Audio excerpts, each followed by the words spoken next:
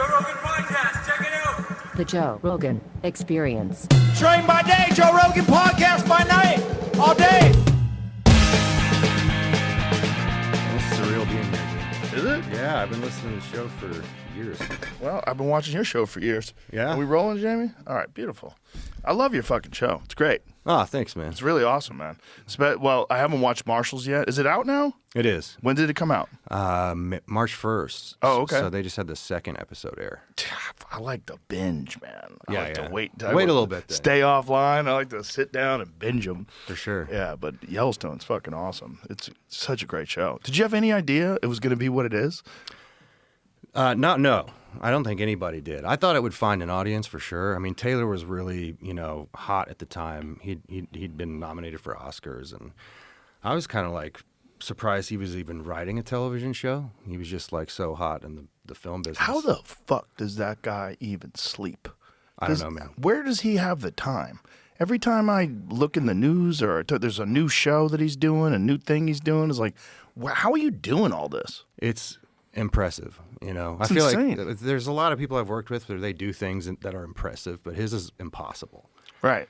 Like someone would be like, could you direct a movie as good as Unforgiven? I'm like, Right. Maybe if I tried real hard, but like, could you write 10 television shows single-handedly? No way, not possible.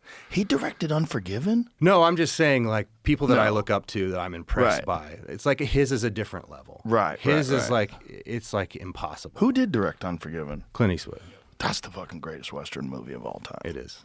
It's the best. Yeah. It's like, what it was like to me? It was like he was making up for all the silly Westerns and was like, let me show you what it was probably really like. Yeah. What was really like when a man was about to get shot? What was really like when a dude was a stone cold killer? Yeah. What was it really like, the hardships of living back then? Yeah, and it's interesting, too, because he starts out kind of a loser. Yeah. Those first, like the first 3/4 of the movie, he's this sort of timid guy who's lost his power, and then he takes that one sip of whiskey, and it's all over for everybody else. It's a crazy premise. It's such a good movie, man. It's such a good fucking movie, man. But yeah, Taylor he's a real freak, and there's not a lot of humans like him, and his background story is so interesting. Like he was just kind of scrambling around till he was almost like 40. Yeah. It's like a real life Rocky story or something, like rags to riches, the whole thing. I know, man. It's just, I just don't, I guess that's why he has so much ambition, because he knows what it's like to be poor. Right. He knows what it's like to barely make it. Right. Then all of a sudden he's got a kid on the way and he's like, oh shit, I got to buckle down and really get moving. And he kept his foot on the gas. Absolutely. Do you guys keep in touch? Yeah. As buddies? Okay. Yeah, all the time. I love Taylor, man. I love him. He's an awesome dude. I just worry about him. Like, you do so much. Like, don't have a fucking heart attack, man. Don't go crazy. You know what's weird is he does like have a good time too. It's not like he doesn't hang out with his family or friends or That's the craziest thing to me is like the guy has a really fun life and is able to do all that. I guess like the moral of the story is don't play golf. That'll take up all your time. No shit, man. Tell that to Jamie. If I can get out once a week, it's great. Yeah, It's hard. he's an addict. Jamie's an addict. He's got a simulator back there. He's always whacking golf balls. Yeah, all my friends are trying to get me to play. I'm like, I'm not doing it, man. That's a 6-hour commitment. Fuck off. No, man. The amount of time it takes to get good enough that it's not the worst thing ever is too much time. Right. And my problem is I'm an addict. Like when I start doing things, I just start like, okay, I need to play in the PGA. I start going crazy. I'll start getting lessons. And fuck that. Yeah, don't do it. We need your show, man. We need you. I'm never doing it. We can do both. No. We can try it. We can try it.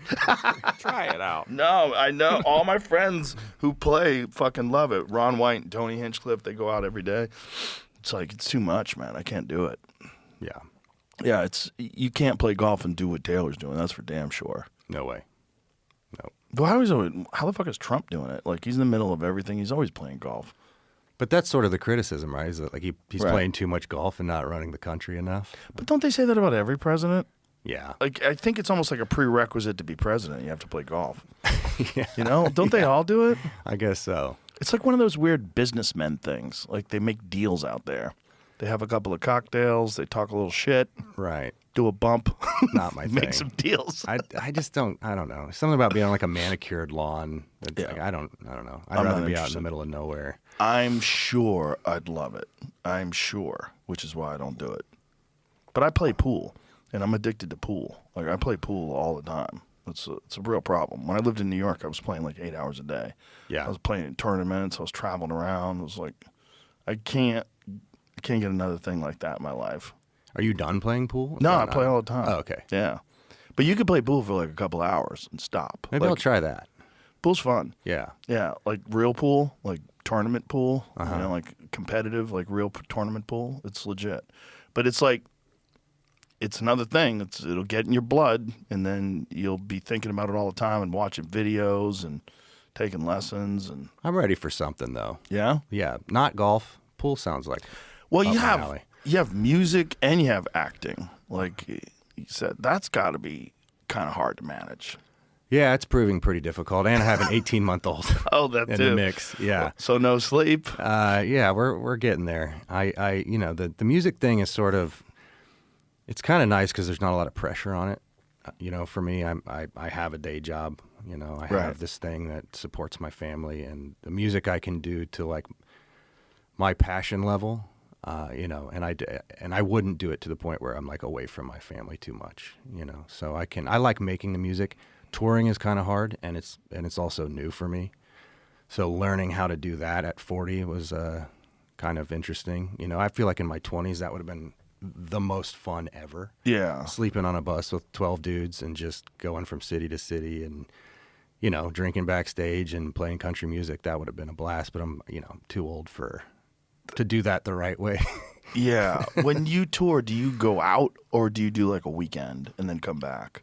Or do you When you're on a full-blown tour, the way that it financially works the best is to just stay kind of going. So you're doing like 3 shows, like Thursday, Friday, Saturday, because you've got the bus rented, you've got all the equipment rented, you got the guys, you know, on salary.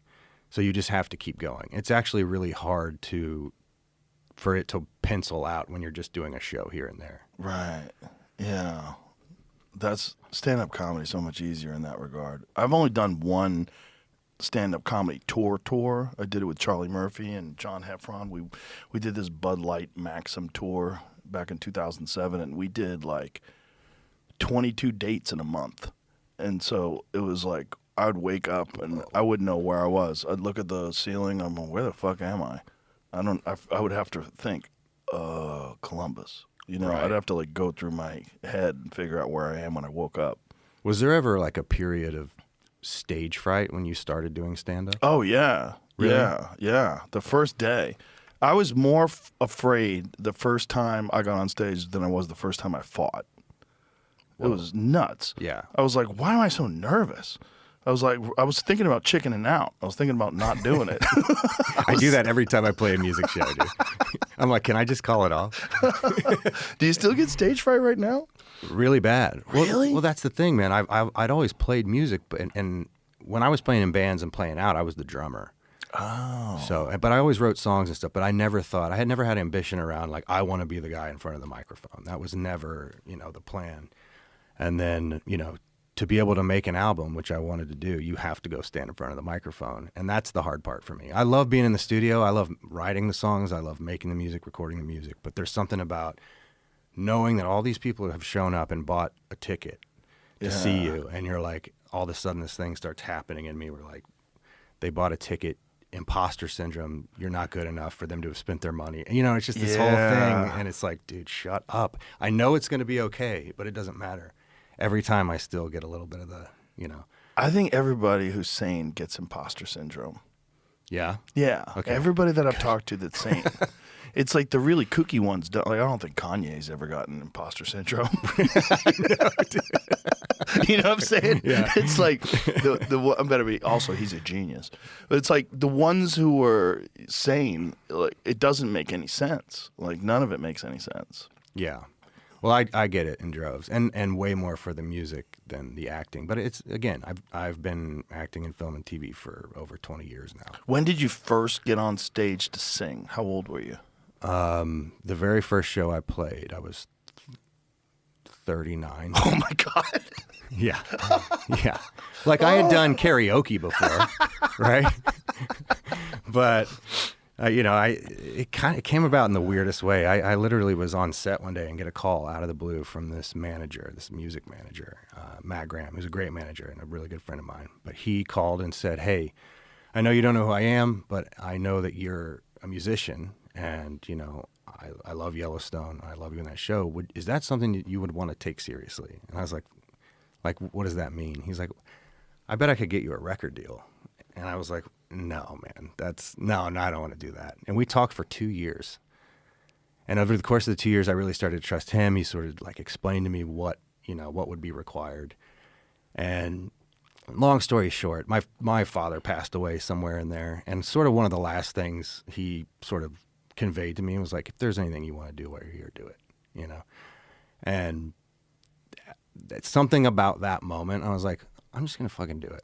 I don't care. What's the worst thing that can happen? I'm another actor who made a goofy album. Right. So what? I got to do it, So I did. And then immediately it's like, well, now you have to go tour it. Otherwise, they're not going to put up the money for you to make these things if you don't go sell it, So the tour is sort of to get the music out there and get people buying it. And so, first show, it was in Billings, Montana for, I think it was 1,200 people. Whoa. This place called, I think it was Pub Station. What was that like first time doing it? Dude, I blacked out. Like not drinking, like I just blacked out on nerves, dude. Like it started, my knees were shaking, my hands were shaking. This is before I knew about like beta blockers or anything like that. And the show was over and I was like, how was that okay? How'd that go? And everyone's like, it was good. It was good. I was fine. The fourth show I ever played was Stagecoach. Whoa. Yeah. That's nuts. It was crazy. I mean, it was earlier in the day. It's not like I had, 100,000 people out there, but still, that's a big stage. That's a big stage. And, but little by little, it got somewhat better. I don't black out anymore. I know where I'm at and I'm there, but it's still something I deal with.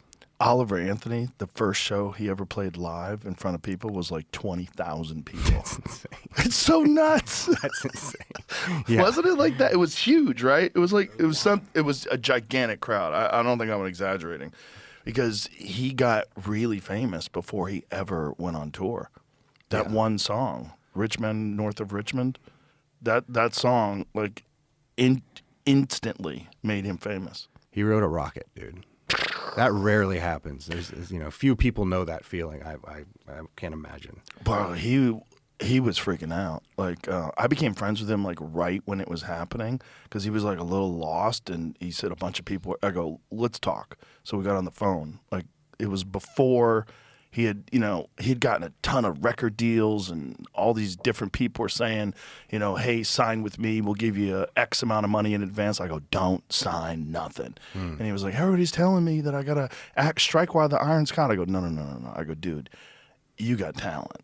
I go, you got real talent. You're always going to have talent. It's just a matter of putting in the work and you're going to be huge. You don't need these people. These people are all vampires. They're all just trying to suck on your neck. Don't let them. Don't let them. Thank God he listened because he was getting offers like $7 million and shit. And he was a fucking heavy equipment salesman, And so then all of a sudden he's like, what the fuck is going on? One song with him and a guitar just standing in a field. And that's all it took. That's amazing. I mean, it's how it should be, right? I have the cool. complete opposite story. My story's not cool at all. Well, I'm like, I'm a still successful cool. actor, and I got a record deal for no reason. Yeah, but you had a record deal because you wanted to do it, because you're interested in that too. Like, you can do anything you want to do. Like, just because you're a successful actor doesn't mean you can't do it. Right, but I think, a lot of the thing with music is the story of the person. Uh-huh. So I knew going in, like, I don't have the best story. I do come from nothing, and I did work my ass off to become an actor and all that. But, my way into the music was a little wonky. But Well, sometimes that's good because it makes you work harder to prove to people that you're legit. You know, because you have this thing over your head where they're like, fuck that pretty boy, motherfucker. TV star, motherfucker. Fuck that dude. Fuck Kayce Dutton. There we go. So the music's going to have to be good enough. Yeah. That's just sort of the thing. That's all it is. It's just it'll force you to work harder, but it's just everybody's story's different. That's what makes it fun. if everybody had the same story, Yeah. I mean, you're kind of the king of following your passion, right? You've done that. Yeah, I've been super lucky, I just lucky that there's a job for all these things I like, There wasn't. Like, well, there you wasn't for this manifested one. it. Yeah. This one, there was other people doing it already, but it wasn't a job for the longest time. It's kind of a fun story that me and my wife always joke around about because, like, one time she was taking the kid. We were all supposed to go to Disneyland, but I had to do this podcast. I'm like, she was like, you don't have to do it. I go, but I do. I do it every week. But it wasn't really making any money back then. But it was like, I promised people it would be out. Like, I got to do it. And now she's like, thank God you didn't listen to me. It's just, I mean, I got lucky. I came in right at the right time. There was only a few people doing it back then, and I just did it for fun. I just thought that would be fun to do. Yeah. And then all of a sudden it became a job. Yeah. And with the UFC stuff, too. Yeah, that too. That was fun, too. Did you think that would become what it became? No. When I first started doing it was in 1997, and it was in a high school auditorium in Dothan, Alabama. And we had to take a propeller plane to get there. And it was banned from cable, so you could only watch it on DirecTV. This was UFC 12. And Wow. there was no one in the audience, and no one was watching it. And I was already on a TV show. I was on news radio. And the people on news radio, like the actors and the producers, they were like, what are you doing? You're flying to go do cage fighting? It was almost like I was doing porn. It's like... or fucking snuff films or something. Right. It's like, dude, you're gonna ruin your life doing this. I was like, I don't know what you guys are talking about. This is what I've always wanted to see. I've always wanted to see all the best martial artists of different styles get together. Nobody ever did it. These guys are doing it. I'm gonna go. Yeah. I'm like, this is.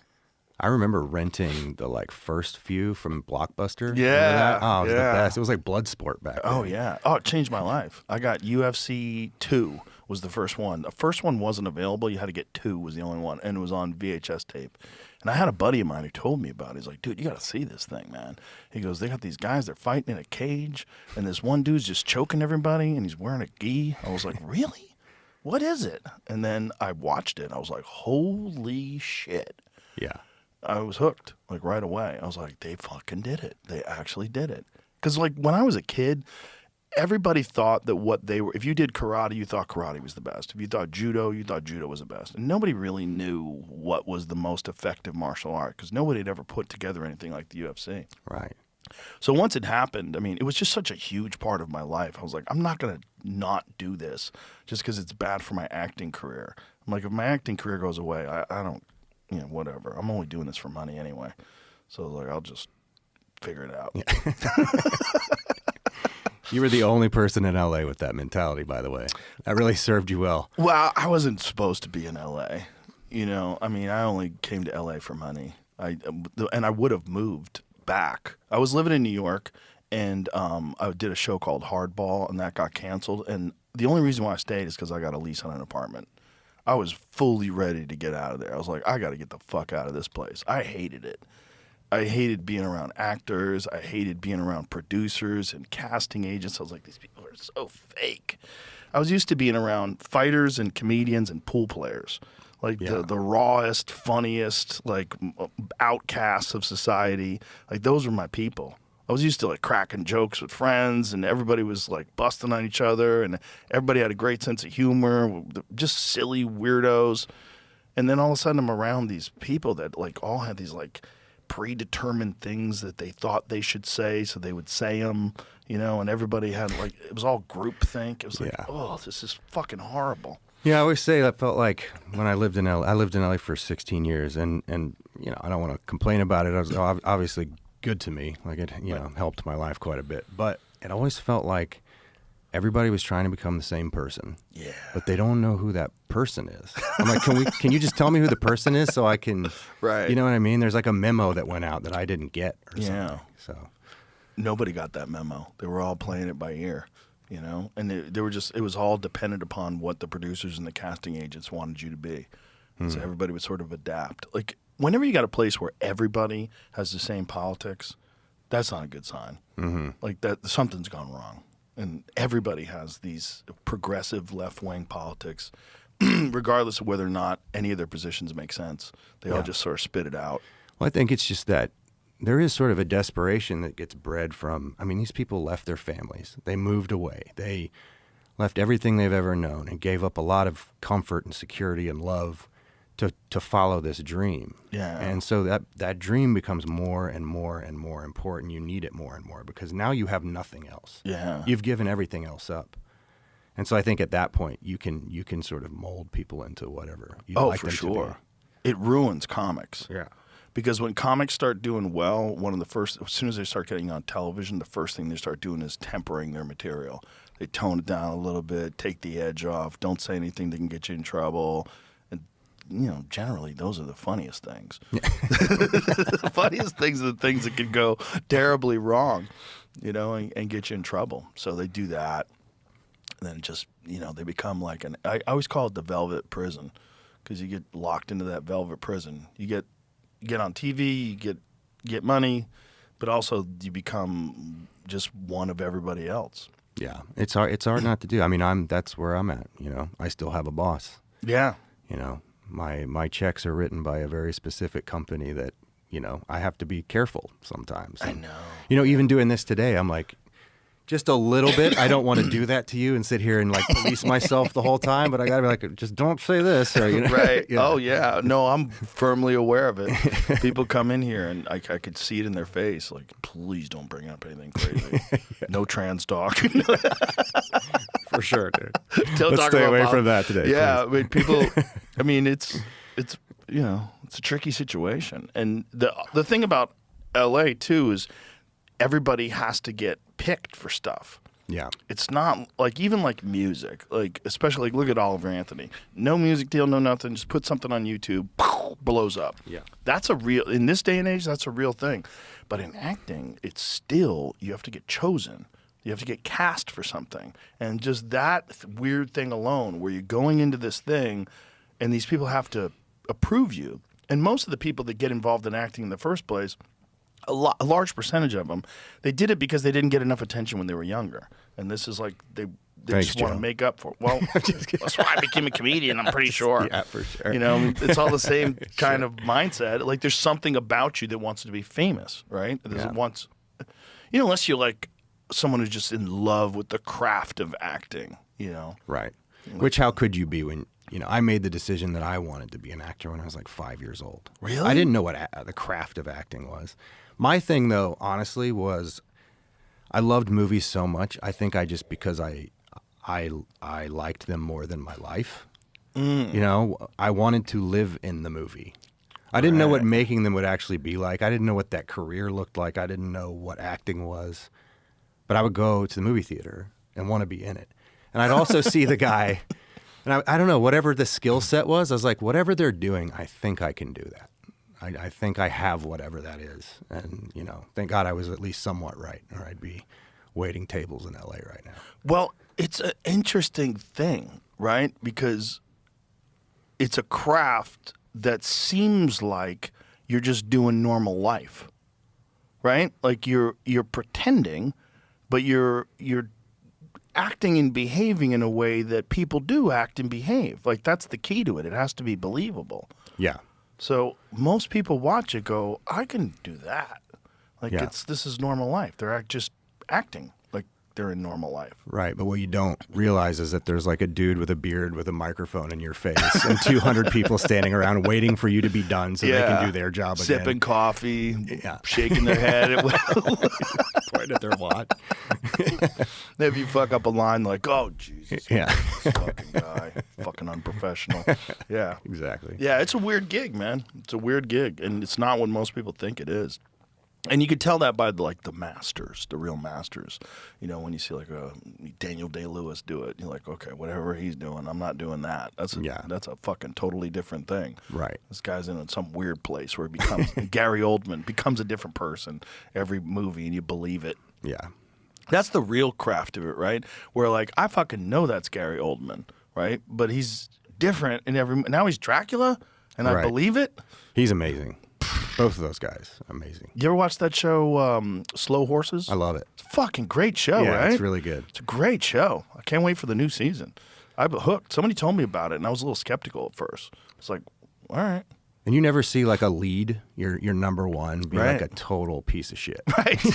Total piece of shit. Yeah. Except Tony Soprano. There you go. Yeah. Yeah. That was a weird show, right? Like the guy was a murderer and a thief, and you love him. Loved him. He was so good. Yeah. There's another guy, Gandolfini, man. You fucking believed him. And there wasn't acting like that in television yet. No. That was like the first of its kind. Yeah. And even that show, he was doing something no one else was doing. Right. And that's hard to keep up for, you can, if you do it for a film, you're doing it for a couple months, Yeah. at that level of intensity, but to do that for 7 years, for months and months at a time is impossible. Well, there was a danger in his eyes, like a real danger. Like there's something about that dude. That dude's got, or while he was alive, he had demons in his brain. Like you could tell. Right. Like there was moments, these menacing moments where he was like threatening someone or doing something. You're like, that's coming from a real place. Like, Right. That guy ain't, there's some guys who play tough guys in movies, like, I'm not buying it. But with that guy, you're like, oh, okay, this guy could kill somebody. Yeah, you don't want to piss him off in real life. Well, he's also out of fucking control. Have you ever see the list of the things that he consumed before he died? I have seen that. It's bananas. Yeah. I mean, he was just off the rails. Crazy. He's out of his fucking mind. Have you seen the Hunter S. Thompson one? Oh, dude, we narrated it. We read it, and then this guy, what was the dude? What's the guy's name that turned it into a song? I don't know. There's a dance song, like electric music Oh, that's dance awesome. song. I haven't heard that. With me and my friend Greg Fitzsimmons, we're reading off Hunter S. Thompson's, like, his daily routine. Beardy Man. Beardy Man, yeah. Shout out to Beardy Man. It's pretty dope. Play it. Fuck it. Can we? We get in trouble? Can isn't the right word to ask. We can. What would happen? We lose like revenue changes and stuff like that. For sure? Yeah, 100%. All right, don't play it. I'll listen to it after. Sorry. Yeah, well, I'll send it to you. But it's a bananas routine. And, at the end of his life, I'm a giant Hunter S. Thompson fan, as you could tell, and walking through all the artwork.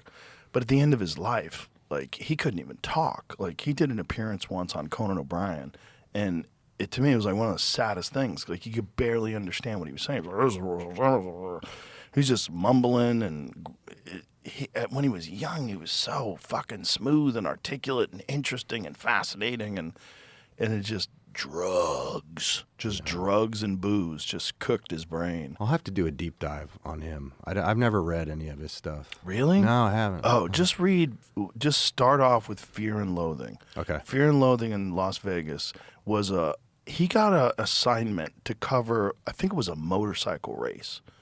That was the job. So I think it was for Sports Illustrated or something like that. He got a job to just cover a race. And he goes down there and just brings every kind of fucking drug known to man, drives through the desert in a convertible with his friend, and just writes this insane book. It's completely insane. It has nothing to do with this motorcycle race. It's just all about the chaos of being out of your fucking mind in Vegas. And it's brilliant. It's so good. I'll check it out. Do you like Vegas? I mean, I'm there a lot Right. for fights. And when I go, we go to a restaurant, I go play pool, I go to the fights. I don't do anything else. So it's like, for me, it's like, yeah, there's great restaurants, the fights are awesome. I love doing that. So it's like, but there's something about it where every time I go there, I'm like, can I live here? Like, I was actually talking to my friend Tony Hinchcliffe about it this past weekend. We were just there for the fights. And, I was saying, like, what if because, Kill Tony is this gigantic show now. It's huge. He sells out arenas all over the country with it. It's on Netflix. And I was saying, like, what if a Vegas casino offered you a fucking pile of money? Do you think you could ever live here? And we were just sitting there. He's like, I don't want to do it. I don't think I could do it Because either. I think it's like sleeping next to a vampire. Like, even if you know that the vampire's in the other room and he's not going to bite your neck, it's like he's right there. It's Yeah, like, for sure. I don't think it's good for you. Vegas to me is like, when you have a big night out on a certain type of booze and you get sick, and then anytime you drink that booze after that, that's Vegas to me. Right. Or you Anytime I smell land it. in Vegas, I'm like, oh, I just feel gross because I remember the last time I was there or the Right. first time. Yeah, I think the people that live outside of Vegas, like people live in Henderson and places like that, they love it because it's really nice out there. Like you go out to the outskirts of Vegas, there's beautiful neighborhoods and nice communities and like great stores and restaurants and stuff. It's nice, but you're still next to the Death Star. Right. It's like this big neon fucking vacuum just sucking people's money out of them. I've never been off the Strip. Maybe I should try that out. Yeah. There's great restaurants and great neighborhoods. Like it's fine outside, but the reason why they're there is because of the Death Star. Like that's what brings everybody there. You know, everybody's there to just lose all their money. Yeah, make really bad decisions. Yeah, like all my friends who gamble, when I would go there with them, I go, look at this place. See how big it is? How do you think they got that money? Suckers like you. This isn't like a fair exchange. Like No. they're giving you goods and you're giving them money. No, this is like they're giving you this like crazy proposition where you think you're going to play blackjack and win $1 billion. Like Yeah. and if you win too much money, they kick you out. Did you ever gamble? Was that ever? No, not really. I mean, I've bet some money on fights. I've played blackjack a few times, but I've never lost any real money. But my friend Dana White, he's a fucking degenerate, like a crazy degenerate. That's what I I've went to heard. visit him recently. So he was at Red Rocks Casino, and a couple of my other buddies were there. So we showed up and went into the blackjack room, and he was there. And when I got there, he was down $600,000. When I got there. And it was a normal night for him. And he wasn't even nervous. He was like, hey, what's up? He's shaking my hand, give me a hug. All these other people are there. And I got fucking massive anxiety. Yeah. I was like, I'd this hate is that. crazy. How are you? And then so him and Jamie was there too. And him and Taylor Lewan, the football player, he coaches Taylor how to play blackjack. And so they got together. He tells them when to hit and when not to hit. And they did it right next to us. Within 5 minutes, Taylor was down $125,000. Jesus. I was like, what are you doing? Oh, man. Yeah. That So makes me nervous just thinking He about got it. up and then they quit. So he quit ahead. I think he won like $100,000. And then he quit. You know they moved on to baccarat because you can bet more per hand. That's what they're doing now? Yeah, it's like up to 500K per hand or something like that. Which one's Baccarat? How do you play that? I've tried to watch it. I don't really quite understand it. It's apparently not hard. You're betting on the dealer or the player. Is that And the then big the cards long come out. table with all the? I don't understand it. It's Yeah. not like it's not as long as like roulette. So Dana's onto that now, or yeah, Taylor? yeah. I think that room they switched them all to baccarat table. I don't think it's black. So you could gamble more? Yeah. Oh my Definitely more faster. Just mainlining the gamble now. He told a story on, I think it was it Flagrant? It was Flagrant, where he talked about losing like Probably, yeah. $6 million in one night. Yeah, what? Yeah, that's my theory about slap fight. Why they're doing slap fight? I think it's Dana's gambling money. That's what I think. I think it's like he needs some source of revenue outside of the UFC, so he doesn't lose his UFC money. That's tough to watch, man. I don't watch it. Yeah. I've it's watched tough a to couple watch. of clips. Sorry, Dana. I know you Yeah. did, but it's tough to watch. I don't like it. People getting brain damage over not- and over again. Yeah, it's not my thing. I don't get it. It's all like the saddest people getting whacked in the head. It's Yeah. like, it's not a good thing. Not good. Yeah. They call it fights too. Like, okay, no. I mean, I guess you should come up with another name. It's kind of insulting to an actual fight. Right. But that's my theory. Is that's his gambling money? Because that fucking dude gambles. Because I asked him once. I go, "You like living here?" He goes, "I love the action." I'm like, okay.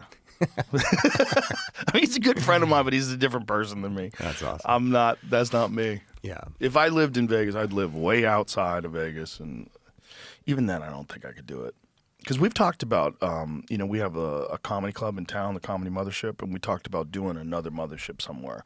And the two most likely places that we would be able to do it are New York and Vegas. So we talked about doing one in Vegas, but I was like, man, the only way it would work is I'd have to be there a lot. Like, we'd have to be there a lot, and we'd have to make sure that it's run right, let's like run with the same vibe that we run in it here, where everybody's cool, there's no assholes, everybody's real friendly and real supportive of new comedians. And then I'd have to spend a lot of time there. I'm like, I don't want to do that. Right. This is.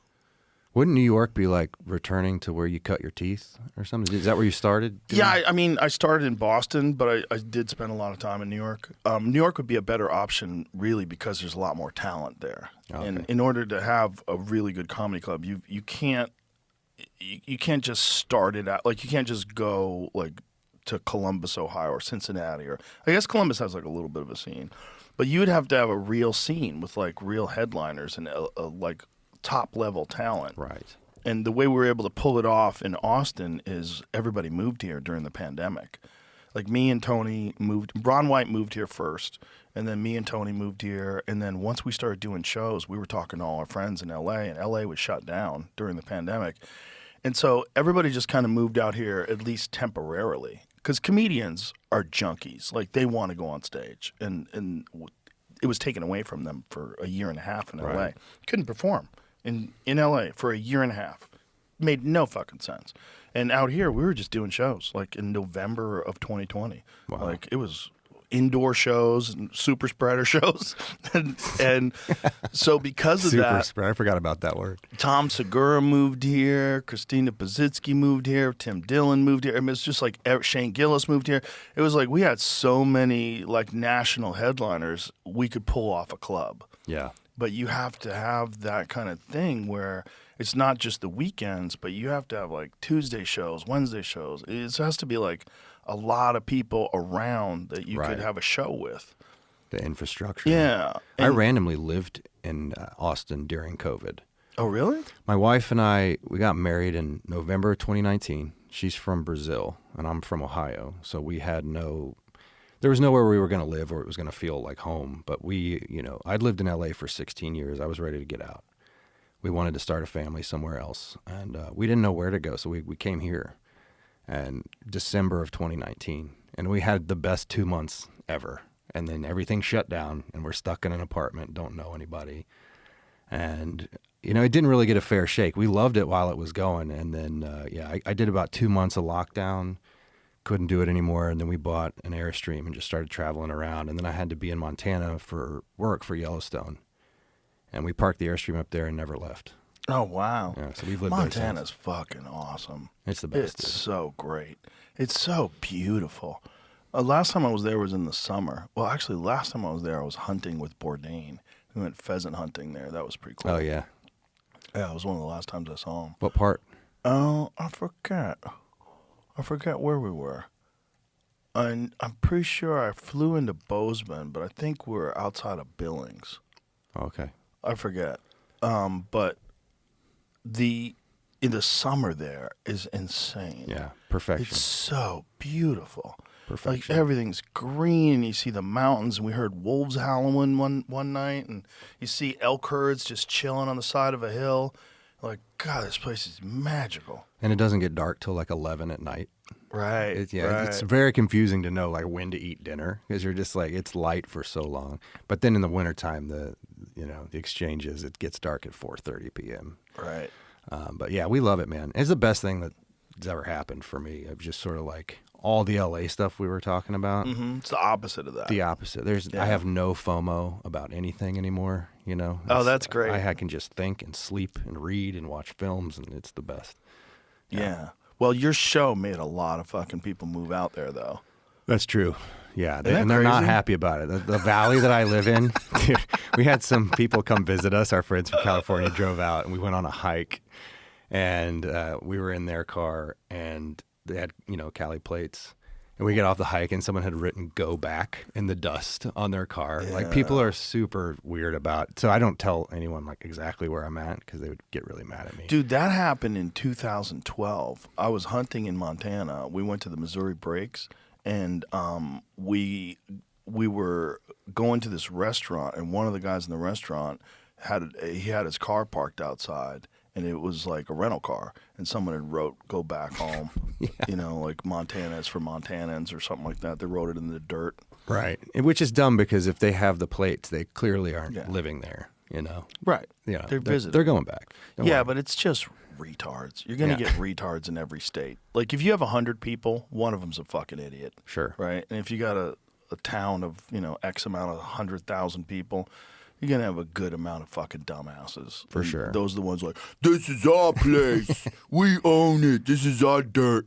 Meanwhile, someone moved there at some point. Exactly. Like somewhere along the line, someone moved there, and all you did was stay. Exactly. You didn't do anything that cool. Exactly. You know what I mean? Exactly. Exactly. And that one guy, I can't go to bars there anymore because whatever that one idiot is at the bar. Of course. And he can't wait to start a fight with me. Just Right. like can't wait to do it because like it's a win-win for him. He gets Yeah. to sue me or something. I don't Right. know. But it's a lose-lose for me. So Well, it's just like his life is empty, and it's like all of a sudden there's purpose, and it's like you ruined Montana. Like, fuck off. right. Yeah. Or my favorite is when they call people colonizers. That's my favorite. Like, bro, if you don't live in Ethiopia, someone in your ancestor was a colonizer. Oh, 100%. Period. dude. Yeah, we all had to come from somewhere. Also, isn't it like the most American thing ever is that I can choose where I want to live? Yeah. That should be celebrated. It should be, yeah. Right? The idea that, we were here first. Those are the same idiots that hate when a band becomes successful. Because like, I knew them when they were underground. Now they sold out. Yeah. It's just a moron mentality. You're Yeah. always going to have that no matter where you go. But Montanans are like fiercely proud of being from Montana. Yeah. They'll always tell you what generation they are. Right, Which is really good. Third yeah. generation Montana. That's so silly. Yeah. But I'm not Montanan, but my son will be. Yeah. He can say that he is first Right. generation. Right. It's like an anchor baby. Yeah. Yeah, he can go fly fishing and no one's going to give him a hard time. That's right. I was born here. Okay. Yeah, you're All good. You You're got cool. a hall pass. Yeah, but like people that live in like that Yellowstone place, that Yellowstone Club. yeah, that Mhm. place. Like those are like fake Montanans to Montanans. I have a Oh, buddy yeah. who lives up there, and he was telling me, I don't know what the fuck anybody would live up there. Like, because it's awesome. Like, what's wrong with you? It's still Montana. Like, let it go. Right. They just had some problem with sewage being dumped into the river or something like that. The Yellowstone Club The did? Yellowstone Club. Yeah. Oh God. Yeah, the locals were very angry. And I don't know if that's locals like making some stuff up to sort of cause a problem, but they were saying that they were finding sewage from the Yellowstone Club in the local river there. Whoa. Yeah, you have to look that up. Oh, whoa. Yeah, that's not good. That's the problem with rich people. Yeah. Rich people are like, fuck everybody else. I haven't been to that place, but I heard it's awesome. And the views, I've seen photographs of it. God, the fucking views there are insane. Yeah. I have multiple friends that live in Montana, and the thing about it is like everybody will tell you like when you're surrounded by those mountains and you look out at them every day, it like centers you and it humbles you. That's 'Cause exactly right. It's like the most spectacular natural art you're ever going to see, and it's around you all the time. And I drink my coffee every morning looking out the window, and it looks like a painting, and it never gets old. You know, if we need to go to the grocery store, I'll do it because it's so fun to drive there. You know, you get out, you put some tunes on. It's the best thing ever. Versus like living in L.A., to go anywhere was the worst thing ever. Right. Yeah, everything's a pleasure up there, man. It's something. But if you need any sort of like fast pace or socialization, or if you're like trying to meet a babe or something, Good it's not luck. going to happen. There's no people, dude. Yeah, I get that. There's a little of that in Austin. They're upset that the Californians moved here. Yeah, They were upset. A lot of people blamed me and Elon. sure. They blamed us for moving here and ruining Austin. Like, sorry we made it more awesome. You fucking pussies. Shut your mouth. It's all the same thing. It's like people that want credit for being here first. Like, fuck off. Now you have more restaurants, way more comedy. There's like 7 comedy clubs on my street now.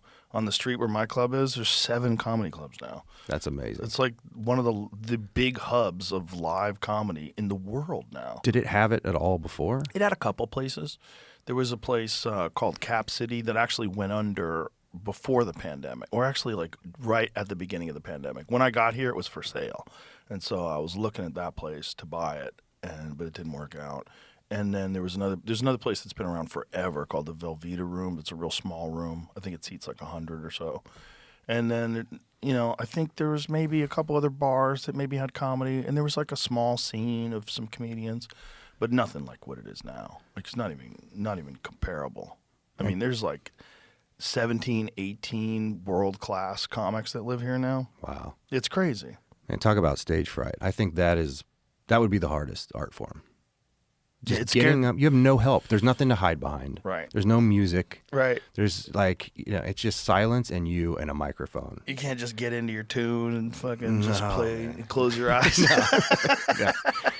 No, there was a film actually one time that I was attached to play a stand-up comedian, and I promised the director that if we got our funding and got the green light to go, that I'd go do it.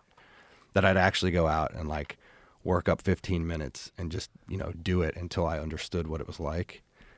And that movie fell through, and I was very, very happy about that because I didn't want to do it. It's hard. I bet, man. It's confusing because the people are just talking. You're like, why is that hard to do? Everybody talks. Like everybody could tell a story. Everybody could, and it seems easy to do until you do it, and then you're like, oh, this is. But I was hooked right away because I sucked the first night I did it. I bombed, but I was like, I got a couple of laughs on some things, and I was like, I think I can figure this out. But I was, like I said, I was more scared than when I was fighting. I was more scared before like a big fight. Like it was weird. I was like, why am I nervous? It didn't make any sense. My friend Whitney Cummings explained it to me. She said people have this fear of public speaking because in tribal societies back in the day, the only time you spoke in front of a large group of people was when you're being judged because they were going to kill you. Oh, interesting. Right. Yeah. Doesn't that make sense? Yeah. Yeah. So like if you're in front of the people, they're all like, what did he do? So you have to like, guys, I didn't steal the tomatoes. Yeah. Yeah, I never thought about that. Yeah. That is weird. That's what it is. Yeah, no place to hide, man. I don't know. That sounds scary. And especially if like it starts going bad. Yeah. Like if you start to bomb. Mm-hmm. Is there any way out of that? Or is it If people have recovered, yeah. The people have started off bombing and then pulled themselves out of it. I've done it a couple of times. Most of the time when I'm bombing forever. Like but you're going down? But there's a good to that. All right. The good is you have to re-examine your material, and every time in my career in the early days when I bombed, I always got way better afterwards because I was like, whatever the fuck that was, I don't want to experience that again. And I really focused and really, really wrote like crazy and went over recordings and buttoned down and trimmed things and changed things around. And you need losses. Losses are very important. They're important in fighting. They're important they're important in life. Like one of my kids just had a breakup recently, and I had a conversation with her. I go, I know this sucks, but this is actually important. Like it has to happen. And I told her about the first time a girl broke up with me when I was 17. I was devastated. Oh, the worst. Oh, it's the worst feeling. Couldn't believe my life was over. I'm only 17. I'm never going to recover.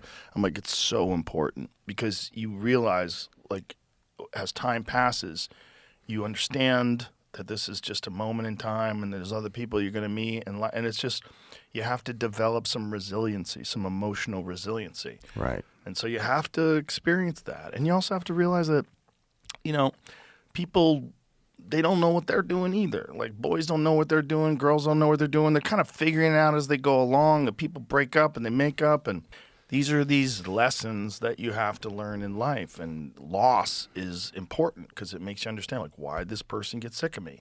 Why am I annoying? Why, am I selfish? Like, what is it? Like, what is wrong with me? Why am I picking these people that are going to break my heart? Why don't I adjust? Why don't I, maybe I should spend some time alone and figure out what the fuck is wrong with me or figure out who I am. And those moments where you have to kind of go through things and figure them out, they're so important for you in life. And for a comic, bombing can oftentimes be one of the best, motivating factors to take you to another level in your career. Or wreck your confidence forever. Right. Just like fighting. Yeah, I was going to say it happens to fighters a Oh, lot. yeah. Some fighters lose and they're never the same again. And some fighters lose and then a new version of them emerges in the next fight. You're like, whoa, this dude dialed in. Who would be a good example of that? Charles Oliveira. Oh, yeah. Yeah, he's the best example of it. Because for the longest time, everybody thought he was a quitter. Like, he would just break. And now he's like one of the scariest motherfuckers alive. Yeah. Especially this last weekend, the fight with Max Holloway. Like, Amazing. Good Lord. Like, Max Holloway was a 2-1 favorite in that fight. He got shut out. Yeah. Like, literally, every round was a dominant performance by Oliveira. It was crazy. It's funny people complaining about that fight too. It's like because it was on the ground. right. Yeah. Yeah. My daughter complained about it. Did she? She's like, the main event was so boring. You're a casual. My Yeah. kid's a casual. People love a slugfest, don't they? Oh yeah, they do. They do love a slugfest. Yeah, but that's the sport. The sport is like sometimes it's going to be exciting, and sometimes it's just going to be a ground battle. But for me, it was exciting because I was trying to figure out whether Max could get up, what he could do to prevent from getting taken down, and whether or not he could figure out a way to reverse the position and get on top. And when you're watching like a guy dominate a world champion like that, it's just you're in marvel. You're like, wow, this is crazy. I can't believe he's able to do this. This is nuts. I wish I would have started jiu-jitsu when I was small. Because I tried, like, late 30s, and I was like, it was kind of like the golf thing where I was like, well, first of all, it's way cooler than golf. But I was like, the amount of time it's going to take me until this doesn't feel like being smothered Yeah. is going to be a long time. And I don't know if I have, I don't know if I can start now. You know what I mean? Forever. I'm sure. Yeah, like takes how long would it take for like a grown person until you actually know what's going on intuitively and it doesn't feel like chaos? Like Well, how long? there's layers of knowing intuitively. Like there's guys, like even as a black belt, there's guys that I could roll with and I would just get humiliated because they're just so much better than I am. Like my friend Gordon Ryan, that's his belt up there, Abu Dhabi champion. cool. He's the greatest of all time. Like he's 30. Yeah. The greatest grappler that's ever lived. Guy looks like But He-Man. he's a freak. He's amazing. But he trains 365 days a year. He does not take breaks off. Christmas, fuck you. It's your birthday, fuck you. Happy Easter, fuck you. Yeah. He trains every day, and he trains like twice a day, 3 times a day. It's like that is the only way to be the greatest. And and he's obviously a lot bigger than me, but it's not the best example. But he does that to heavyweight black belts, just humiliates them. He writes down on a piece of paper what he's going to do to them and hands it to the judges before the fight. So he's like, I'm going to triangle this guy. Like, That's and he's crazy. doing it to world champions. It's amazing. Like guys who have been like multiple time world champions. Wow. And he's just predicting what he's going to do. And then he passes on every submission until he can get him in that. Like he's having fun. But he's playing with his food. So there's levels to stuff. So to be competent in rolling, you could get there in a couple of years, depending on how often you train. Like Bourdain got really serious at 58. Wow. At 58. That's when he started? That's when he started. Yeah. Oh. When I first met him, he wasn't training at all.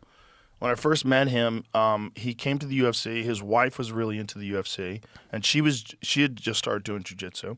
And she was getting him into the sport, and he really got interested in it. And then she took him to jiu-jitsu classes, and like, fuck, this is actually kind of fascinating. Yeah. And he had never done any kind of athletic things in his whole life. And then, like when he was 60, there's a photo of him like in his 60s, and he's walking down the street with he'd gotten divorced, and he was dating some new girl, and he's got the 6-pack, and he looks shredded. And when I first met him, he was like doughy, and he had a thumb ring, and he was like, a chef, and, was into drinking.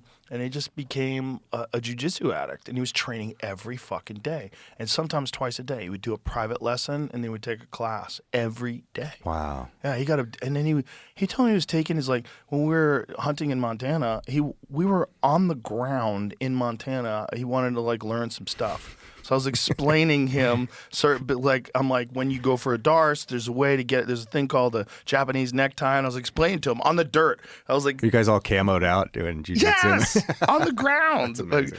But he was so interested in it that he was like constantly asking questions.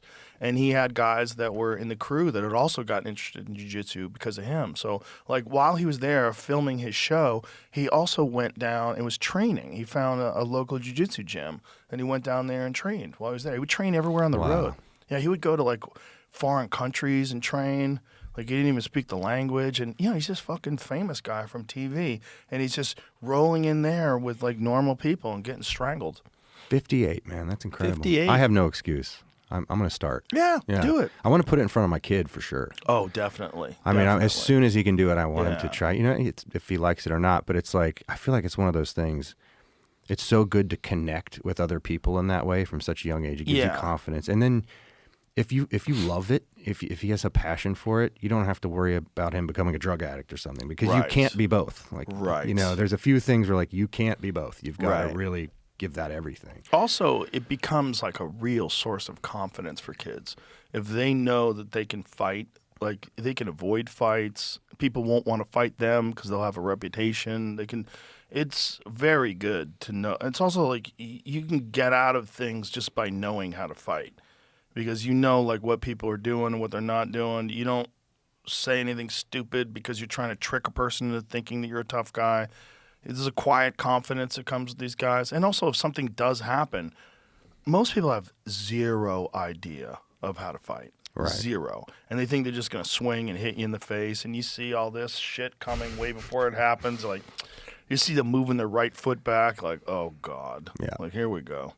Like, it's like they're playing a game, but they don't even know the rules. Like, they don't even know the skill. They don't know anything, but they've seen it on TV and they think they're going to be able to pull it off, especially if they're drunk. Oh, yeah. There's a whole Instagram channel that's dedicated to fights on 6th Street here. Have you seen this? It's amazing, dude. It's incredible. You can just watch it for hours. I've seen a bunch, yeah. A lot of them taking place right in front of my club. Fights on the street are so scary because guys fall and they hit their head. That's how people die. People die when they get punched in the jaw and they go out and they just bang their head off the ground. Or there's a lot of people out there that'll, when you're already out, step on your head, or kick your head. You see that a lot. Yeah. Like, that's I don't understand anyone who has the impulse to do that. Right. That's crazy to me. Like, if you've won the fight already, move on. Yeah. You know, that's scary stuff. That's evil. Well, some people that get red with rage and they lose their mind, and then they wind up in jail for the rest of their life, and then just sitting in a cell going, what the fuck? One night, drunk, doing something stupid, and now I'm here forever. Yeah. It's crazy. And someone's dead. And someone's dead. And someone's parents are crying, and someone's missing their father. Like, fuck, man. Yeah. Because he looked at my girlfriend. Yeah. That's crazy. I know. People are retarded. Yeah. The best thing about fighting is it teaches you not to fight. Very few of my friends that know how to fight have ever been in street fights. It's almost never happens. It's just like, it's such a stupid thing to do. How many times in your life have you had to use it, like, practically in a real life scenario? Never. Really? Never. Not since I was in like high school. I've never been in a fight, like an actual fight since high school. I'll avoid them. Yeah. I'm not like if I know I can fuck you up and I can just get away. I'm like, I just get away. I don't need to prove. Like, what's the point? Also, here's the thing. People always say, "Oh, if I could fight, I'd fuck people up." Great, and then they're gonna come back and kill you. You know, and then they're gonna run you over or shoot you, or don't be stupid. Like it's pointless. It's pointless. You know, I've had situations where I thought I was gonna have to fuck somebody up and I didn't. But you have to have self-control. You have to, you have to be able to know. And also, like most people, like if they want to fight you, all you have to do is kind of like put your hands up and move a little bit. Like they're not gonna be able to do anything. They'll be swinging, and you're just like, come on, man. Right. What are we doing here? Yeah. What are we doing? And it's. The only time people get hurt is when you engage. Like, you're both swinging at each other. If someone's swinging at you and they don't know what they're doing, they have almost no chance of hurting me. Like, zero, unless I'm asleep, unless I'm really drunk, you have almost zero chance of hitting me. Right. Unless you really know what to do. If you really know how to fight, most of those people who really know how to fight aren't fighting people anyway. Street fighting, yeah. Yeah, and I'm not going to provoke anybody. I'm not going to start a fight. So it's like, I mean, I know a few of my friends that have had to fuck people up. Gordon had to beat the fuck out of a homeless guy in Austin. What? Yeah. No way. Oh, yeah, some homeless guy. He fucked picked with the his wrong girlfriend. dude. Boy, did he. And Gordon tried to get out of it. But the guy wouldn't, and he put him to sleep. Wow. Yeah. Put him to sleep and then called the cops. The cops came and picked the guy up. Humiliating. Oh my God, it's the wrong guy. Yeah. But that shows you how fucking stupid people are, because Gordon's a gorilla. He's this big, giant, 240-pound jack dude who's, I don't know how many time jiu-jitsu world champion, and some fucking idiot, Right. probably high out of his mind. Yeah, drugs are picks bad. a fight with him. I think he picked a fight with his girlfriend first. I think he fucked with his girlfriend and fucked with another guy, and just a problem. Just some guys are just nuts, man. Yeah. And mental health issues, but fights are stupid. They're so pointless. Organized fights is a different thing. I mean, high-level problem solving with dire physical consequences. That's what I call it. That's what a real fight is. Like we'll both agree we're gonna make a certain weight. We're gonna meet September 7th.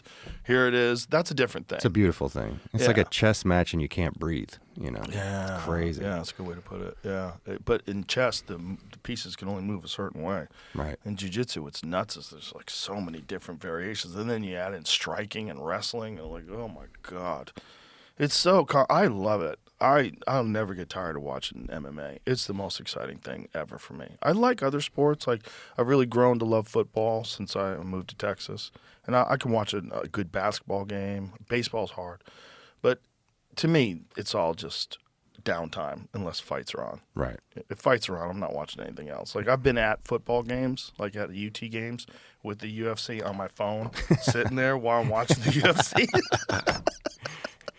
Man, I wish I have football envy. I went to a Christian school in Ohio, and we didn't have a football team. And I feel like if you don't like grow up around it in high school, you just don't understand like the nuance. I understand the rules and I get it, but I don't know. I don't love it like people do, and I wish I did. I wish the stakes just, I don't understand it. I don't understand the team sport thing as much as I do. Like, I love MMA. I love watching UFC because it's like the stakes are so high. Right. There's something about one-on-one. Who's the better person today?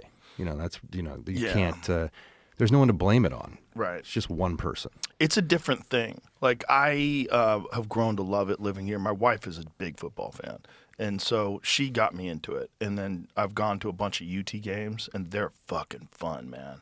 And it's like when someone scores a touchdown, everybody wins. Like the whole team cheer, like the whole audience, like 80,000 people. Ah! And there's something to that. Right. Because like when fighters fight and someone gets knocked out, like people cheer and it's exciting. But like, you never know who's, like, if you're watching Justin Gaethje fight Max Holloway, I don't know who's for Justin Gaethje, who's for Max Holloway. You look out there, like, everybody's wearing UT colors, right? Or they're wearing, Oklahoma colors. Like, it's like you've got your colors. You've got your outfits. Everybody's pumped. They cheer when this guy scores. They boo when that guy scores. It's like more of a team. Everybody wins together. Yeah. Whereas, like, with MMA, it's like you're just watching an individual. You're appreciating an individual who's a rare human being, a type of human being that becomes a guy who could become an MMA world champion. That is a truly special human.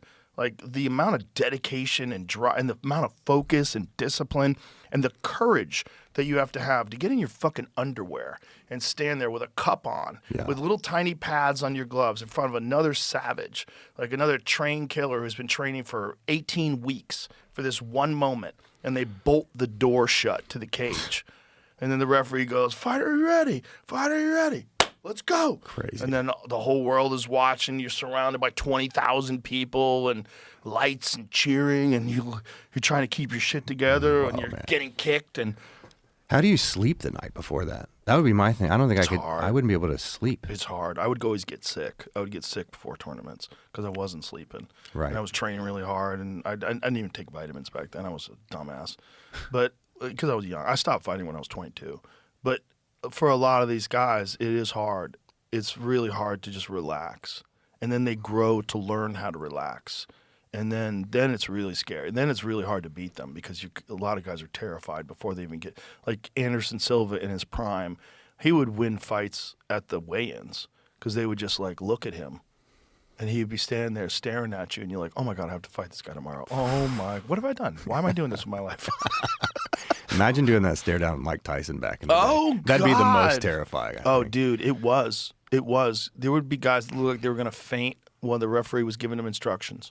I remember he fought Bruce Seldon, and Bruce Seldon, who was a beast, man, he's a fucking tank of a man, and he looked like he was gonna faint during the stare down. I can't imagine. Yeah. Yeah, he was the scariest of all time. He was. He was absolutely the scariest of all time. The scariest boxer that I've ever seen in my life. And there was a period of time between like 1986 and like probably like around 1990 where he was just fucking running through everybody. It was so – you would buy the pay-per-view knowing that the guy was going to get knocked out and hoping that you get your money's worth. Because the pay-per-view is like whatever it was, $50 or something. Like if it's like 30 seconds, you're like, "Aw." There's bullshit. People would get upset that the pay-per-view was so quick. But I mean, that's what you're signing up for. And those kind of guys, I mean, when you got a guy that's got every box checked, discipline, focus, training, genetics, everything all together, mindset. Right. He would beat guys like long before they ever got in there, because they knew that they were fighting this demon, this guy that just was so much better than everybody else, and there's no way you could catch up to him. No. Is it true about wasn't it like his trainer died and then kind of he lost the whole... Yeah. Well, his trainer was Cus D'Amato, and Cus D'Amato was a legendary figure in boxing. He had trained Floyd Patterson, Jose Torres. He trained like a lot of like legit world champions, and he was also a hypnotist. And he adopted. Wait, what? Yeah, he was a hypnotist. Yeah. Wow. Well, he was really into the mental side of fighting. He was more almost like as much of a psychologist as he was a boxing trainer. It was all about tempering their mind and getting them ready. Like he would tell Mike Tyson, "You don't exist. Only the task exists." He would say crazy shit to him, and he adopted him when he was 13. So Mike was 13, and he came from Bedford-Stuy in Brooklyn. It was a horrible neighborhood, so his whole life was like crime and violence and no love and just terrible. And then all of a sudden this man took him under his wing, who was also a legendary figure in boxing. Legendary. Like he was the guru. And he basically, it was like the perfect storm. And then he was also, his manager was this guy, Jim Jacobs. And Jim Jacobs was not just a manager, he was an historian of boxing. And he had this incredible library of all the great fighters. So he would watch film, like fucking those. Right. He'd like have a projection screen, and he would watch film of like Jack Johnson and Stanley Ketchel and, Sandy Sadler and all these great fighters from back in the day, Roberto Duran. He would just sit there and absorb all these amazing fights. And when you can watch, like that's one of the great things about today, like especially with MMA. Like if you look at the fights from 1993 and the fights from 2026, the skill level is like magnitudes greater, because all these guys have grown up watching all these fights now.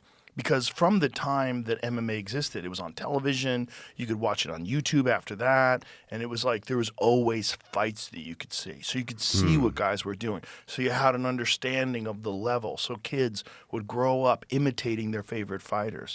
They'd grow up, imitating John Jones and imitating Cain Velasquez and all these guys, and you could absorb a lot just by seeing the elite level of these guys.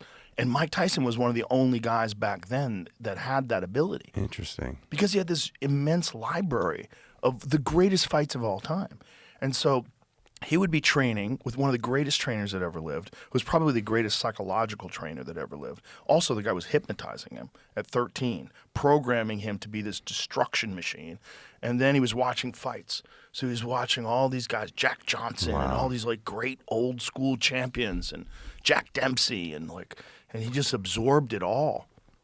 Incredible. And he would get in that ring with fucking no socks on and no robe and just like a throwback. He was like he absorbed the energy of those old great fighters, the Sugar Ray Robinsons and the hardcore old school guys who would fight like once a week, once every 2 weeks. Dude, is that how often they were doing it? Oh, they fought so many times. I think before Sugar Ray Robinson ever lost a fight, he was 90-0. Something crazy like that. Wow. Yeah. Just 90. something 90. Fucking crazy. Whoa. Just crazy. Yeah. That's wild. To be able to watch that kind of stuff when you're young, you absorb it, Sure. It's like kids that play instruments now. Sure. I mean, you'll see an 8-year-old online who's better than any drummer in the 70s. Right. It's crazy. They're just how quickly they can get better now. Oh, yeah. Because they have access to everyone all the time. Mm-hmm. It's so cool. I would imagine that's like that with all sports now. But, you could go back and watch, if you're a basketball player, you could go back and watch Jordan. You can watch Larry Bird. You can watch, LeBron, Kobe. You can watch all these great basketball players and see what they're doing. Whereas if you were young, in the 60s or 70s, like you only got to see the people you saw. Yeah. You were as good as the people you were around, which is why it was so important to be a part of like a great program in high school and college, because then you'd be around and then you'd go to the States and see how these guys are doing. Oh, these guys are better than us. Like I remember that from wrestling. Like the only time when I was wrestling in high school, the only time you get to see like really good guys, you'd go somewhere else. Like I went to school in Newton South High School, and we had good wrestlers in our program, and I thought they were good until I would go to the States, and you go, oh my God, these fucking guys, these kids are going to camps every year. They were wrestling 365 days a year. They're like obsessed with it. And then if you go to like Iowa or somewhere like that, like good Lord, it's a fucking religion there. I mean, they've been doing that since they were babies. They've been, it's like you absorb what you see, and your brain rises to the level of the competition that you see. The last time I was really into a boxer was Loma. Oh, I love watching him. Oh, man. He's got a dude. cool story too. Didn't his dad make him do ballet for a while? Ukrainian dance Is for that what 2 it was? years. Pulled him out of boxing for 2 years. That guy moves like it doesn't look real. Right. Like people shouldn't be able to move like that. The Matrix, they call him. Beautiful. Yeah. Man. Yeah, he would do footwork that no one had even considered doing before. The movement, the slipping to the side, and the angles, and his ability to change direction was crazy. Because he would be here, and then he'd be here, and then you're swinging, and he's here, and he's hitting Right. you, and bang, bang, bang. And he also was way smaller than everybody. He was way smaller than everybody. Like, he was supposed to be a 126-pound fighter, and he went all the way up to the 140-pound division. Are there like a lot of younger guys doing that sort of style now coming up, or is that like a one-off? It's kind of a one-off. Usyk does it, but Usyk was trained by Lomachenko's father. Oh, They okay. were trained by the same guy. So Okay. Usyk is essentially like a heavyweight Lomachenko. That's why he moves so much. dangerous. That guy's a freak. He's a freak. He's a pleasure to watch. Watching that guy. I mean, he's beating guys that are so much bigger than him. When he beat Tyson Fury was like 280 pounds, and he's like a cruiserweight. He was really a 200-pound guy that blew up to compete against heavyweights. He's much smaller than those guys, but he was so fast and so just his pattern recognition, his understanding of boxing, it was just elite, like so many levels above everybody else. Yeah. And he's 38. Like at 38, you're supposed to be done. Yeah. No, 38, he's in his Wow. fucking prime. Amazing. Also, clean life, clean living, like serious Christian, like very, very religious. Doesn't party, doesn't fuck around.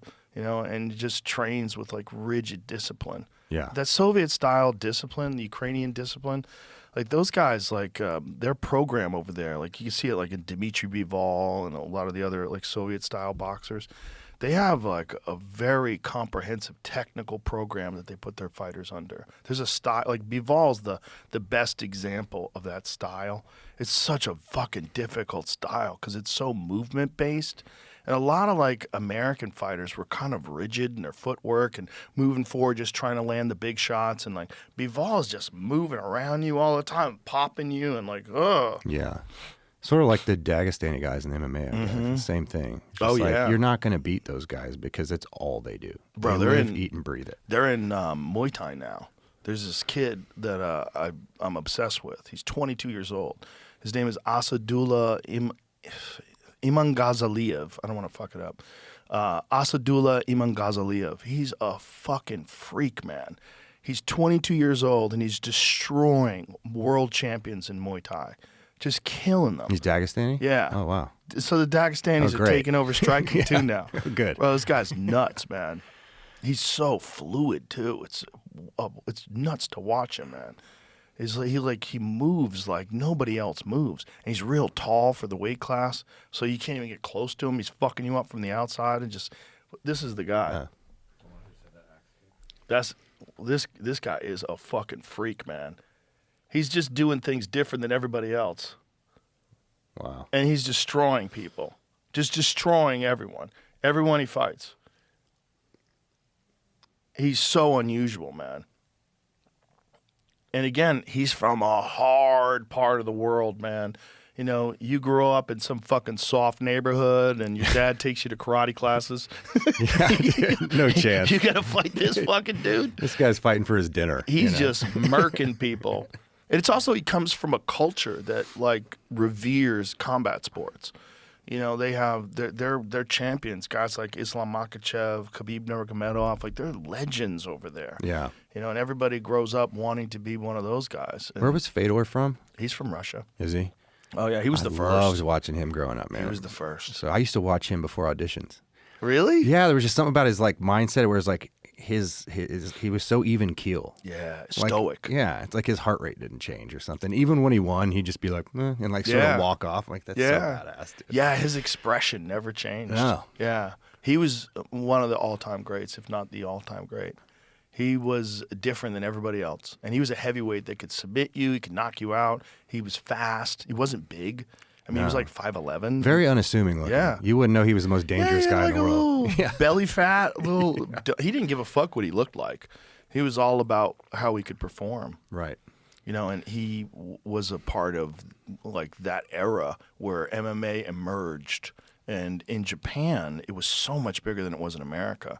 During the Pride days when Fedor was running shit, there was 90,000 people in those arenas. Whoa. Yeah, they were doing like the Tokyo Superdome. They were doing these gigantic arenas, and like everyone was a fan in the country. And then it all went away because the Yakuza was involved, and there was a big scandal, and you know, and it, like MMA was bigger in Japan than it was anywhere in the world, and it just kind of like fizzled out. Did you ever go to any of those in Japan? I went to a UFC once in Japan. We did one UFC in Japan, and I went there. It was really cool. I was just really happy to be in Japan for a fight because I've been such a fan of Japanese martial artists and Japanese martial arts period. And look, I have Miyamoto Musashi tattooed on my arm. But being in there in Japan was like, it was interesting because they were so educated. Like they were really quiet while the fights were going on. But then when something would happen, even something really technical, like somebody passing the guard, they would go, oh, and they would all clap. Like I was like, whoa, this is interesting. Yeah. Like it was like you could hear each corner yelling instructions. Like you didn't hear the crowd at all. Wow. There's 16,000 people in there. That's cool. It was wild. Yeah. It was a completely different kind of audience. Like very respectful, very appreciative, and very knowledgeable. It was cool. Do you think if you didn't do what you did, would you rather watch like UFC in person or would you watch it at home? In person's the best. You want to be there. You want to feel the crowd. But I would want to be there where I sit. Like I'm super spoiled. Yeah, you got the best seat in the Yeah, house, man. I'm like I could reach up and grab the cage. It's right there. Like I'm so spoiled. But you know, if you're in the bleeders, if you're in like the nosebleeds, you're probably better off watching it at home, honestly, because then you get the commentary, you get to see replays, you get to see, you know, like close up. If you got a big TV at home, you get to see everything. I just sat close for the first time. I went to the Patty Gaethje fight. Oh, did you? It was amazing. That was a good one. It was amazing, dude. But yeah, it's definitely different hearing the sound. Oh, yeah. It's like a whole, when you hear like bone on bone, you're like, whoa. Well, my favorite was during the pandemic, we had fights at the UFC Apex with no crowd.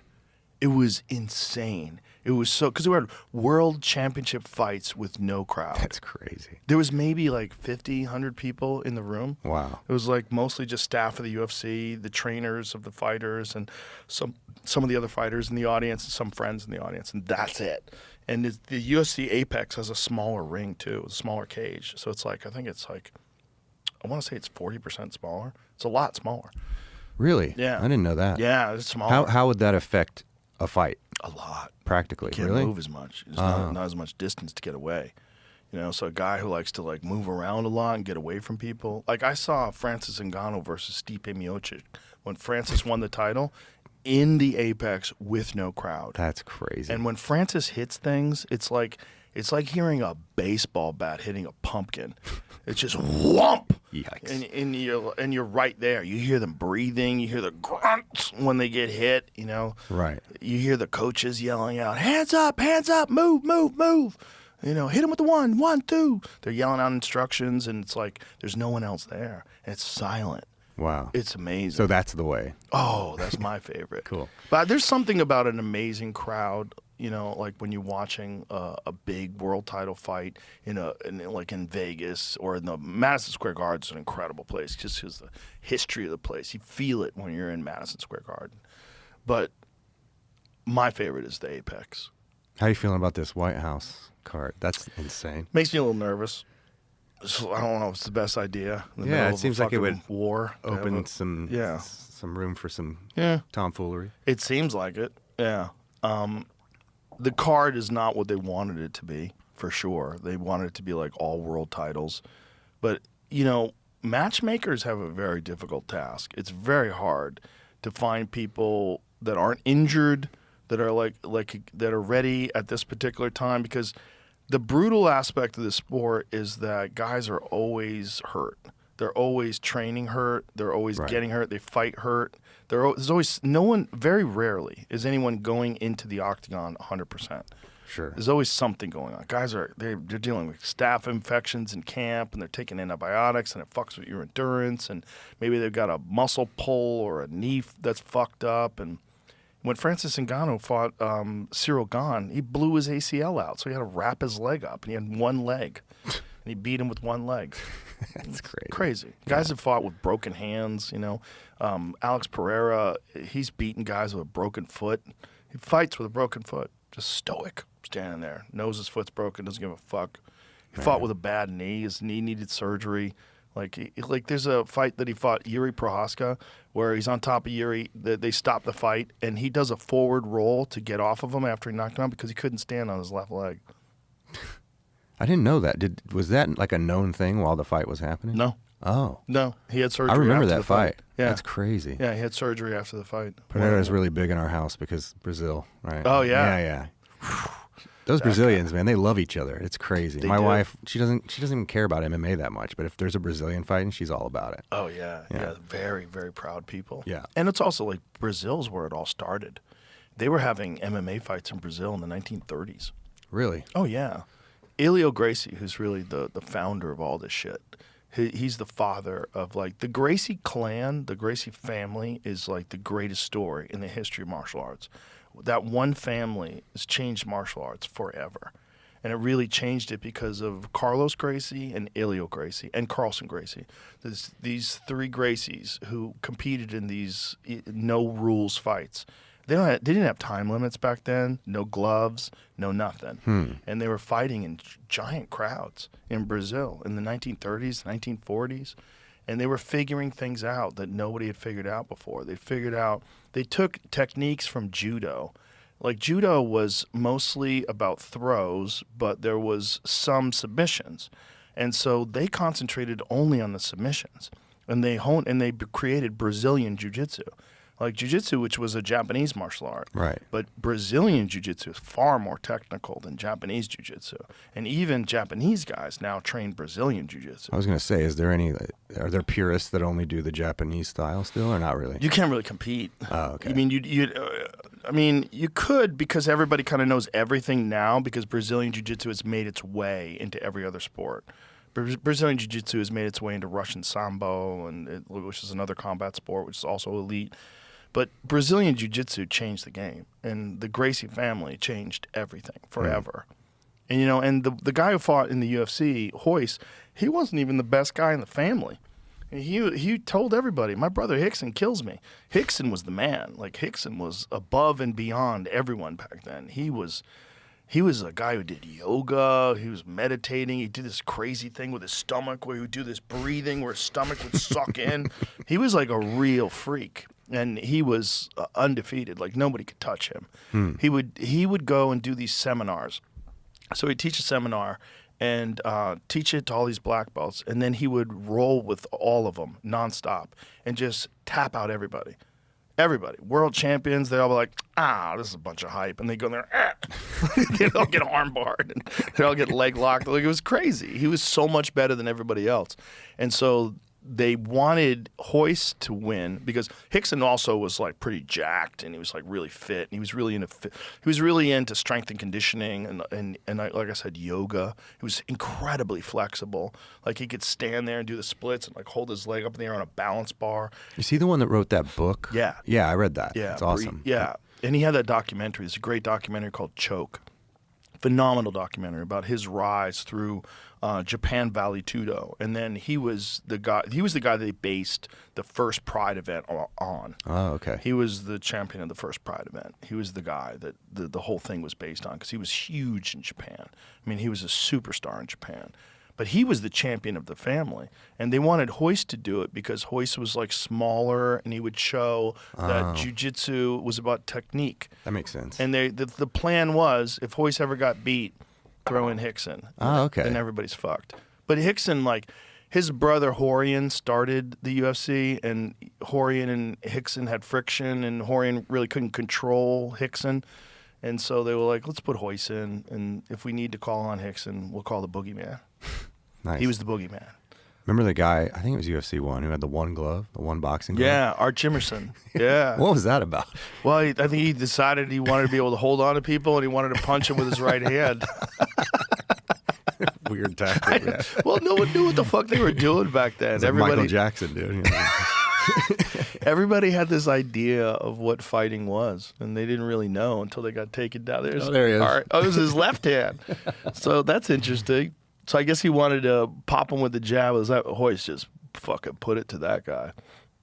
Amazing. But Hoist was doing something that nobody had seen before. And that one event, when he was doing that to people, it changed everything. It changed my opinion of martial arts. I immediately started taking jiu-jitsu. I was like, oh, my God.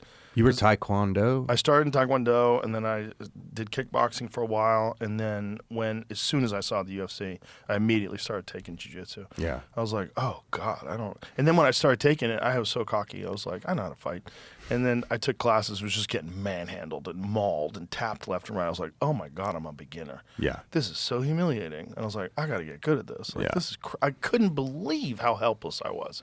I was running around thinking I was a badass, and I was just a fool. Yeah. I'll humble you real quick. Oh, so I've gone humbling. through that. I did it for, maybe a couple months, and I never made it past the hump. I should probably try again, but Get a trainer. Get a Yeah. guy who can do drills with you. That's really huge. If you can get someone to do drills with you and like just go over like on a one-on-one basis the finer aspects of it and just do drills over and over again, and then slowly start working your way into group classes. yeah. That's the key. I think the thing is with, if you go do a boxing class, Muay Thai class, you get some frustration out. Right. Because you're hitting something, and it kind of Yeah. feels good on your drive home. You feel like, I just beat the shit out of that bag, Yeah. But then you roll with somebody who's really good, and you go home and you're more frustrated. But the first time you tap someone, it's such a revelation. You're like, oh my God, I got an armbar. Oh my God, I got a triangle. Like the first time you actually catch something and they tap, I'll never forget that feeling. I was like, wow. And then you have to just trust the process. Trust Yeah. the process of showing up and realizing it is a tall mountain to climb. You're not going to get there quick. It's a weird thing to do with your body. Your body doesn't know what to do with it. That's why drilling is so important. When you're drilling, you're going over the motions without resistance. So your body sort of gets programmed how to switch your hips and how to catch the arm and how to pull your body back and secure it with your legs and all the different things that you have to do. Where if you're doing just live sparring all the time, you're not going to learn because you're all Right. panicking and tight. You got to be able to like train your body to move a certain way so it becomes automatic. And is there a way to do it where you can stay relatively injury-free while you're learning? Or is it like that's just part of the... It's kind of part of it. Yeah, I was going to say. It's kind of part of it. Yeah. Yeah. Everybody just sort of assumes you're going to eventually get hurt in one way or another. You're going to fuck your knee up or fuck your ankle up or whatever. Right. But the best way is to find good training partners. Don't train with any wild people because some people just yank on things. Yeah. And those are dangerous. The really dangerous people are like blue belts who are really strong, who would just like really spaz out on you. Like, Sure. kind of avoid those folks because they could blow your knee out accidentally. Yeah. I've seen that a lot. Like, I know people that are really good that won't roll with people that are spazzes. They're like, I'm not. I definitely ran into a couple of the guys that are like, they just wanted to choke out Kayce Dutton. Of course. I was like, come on, man, I just started, dude. Of course. I used to get that when I was on Fear Factor. A lot of guys want to choke out the Fear Factor guy. Yeah. But, that's just part of the fun. Like Sure. Bourdain, like he was a 58-year-old white belt. Nuts. Wow. If that guy did it, fucking kind of anybody can do it. What belt did he get to? He might have got to purple. He definitely got to blue. I don't know if he got to purple, but he won tournaments. Wow. He competed in tournaments, you know? I remember when he first started doing it, he's like, I'd really like to compete in some age-appropriate tournaments. I was trying to talk him out of it. I was like, don't get hurt, man. We need you out there.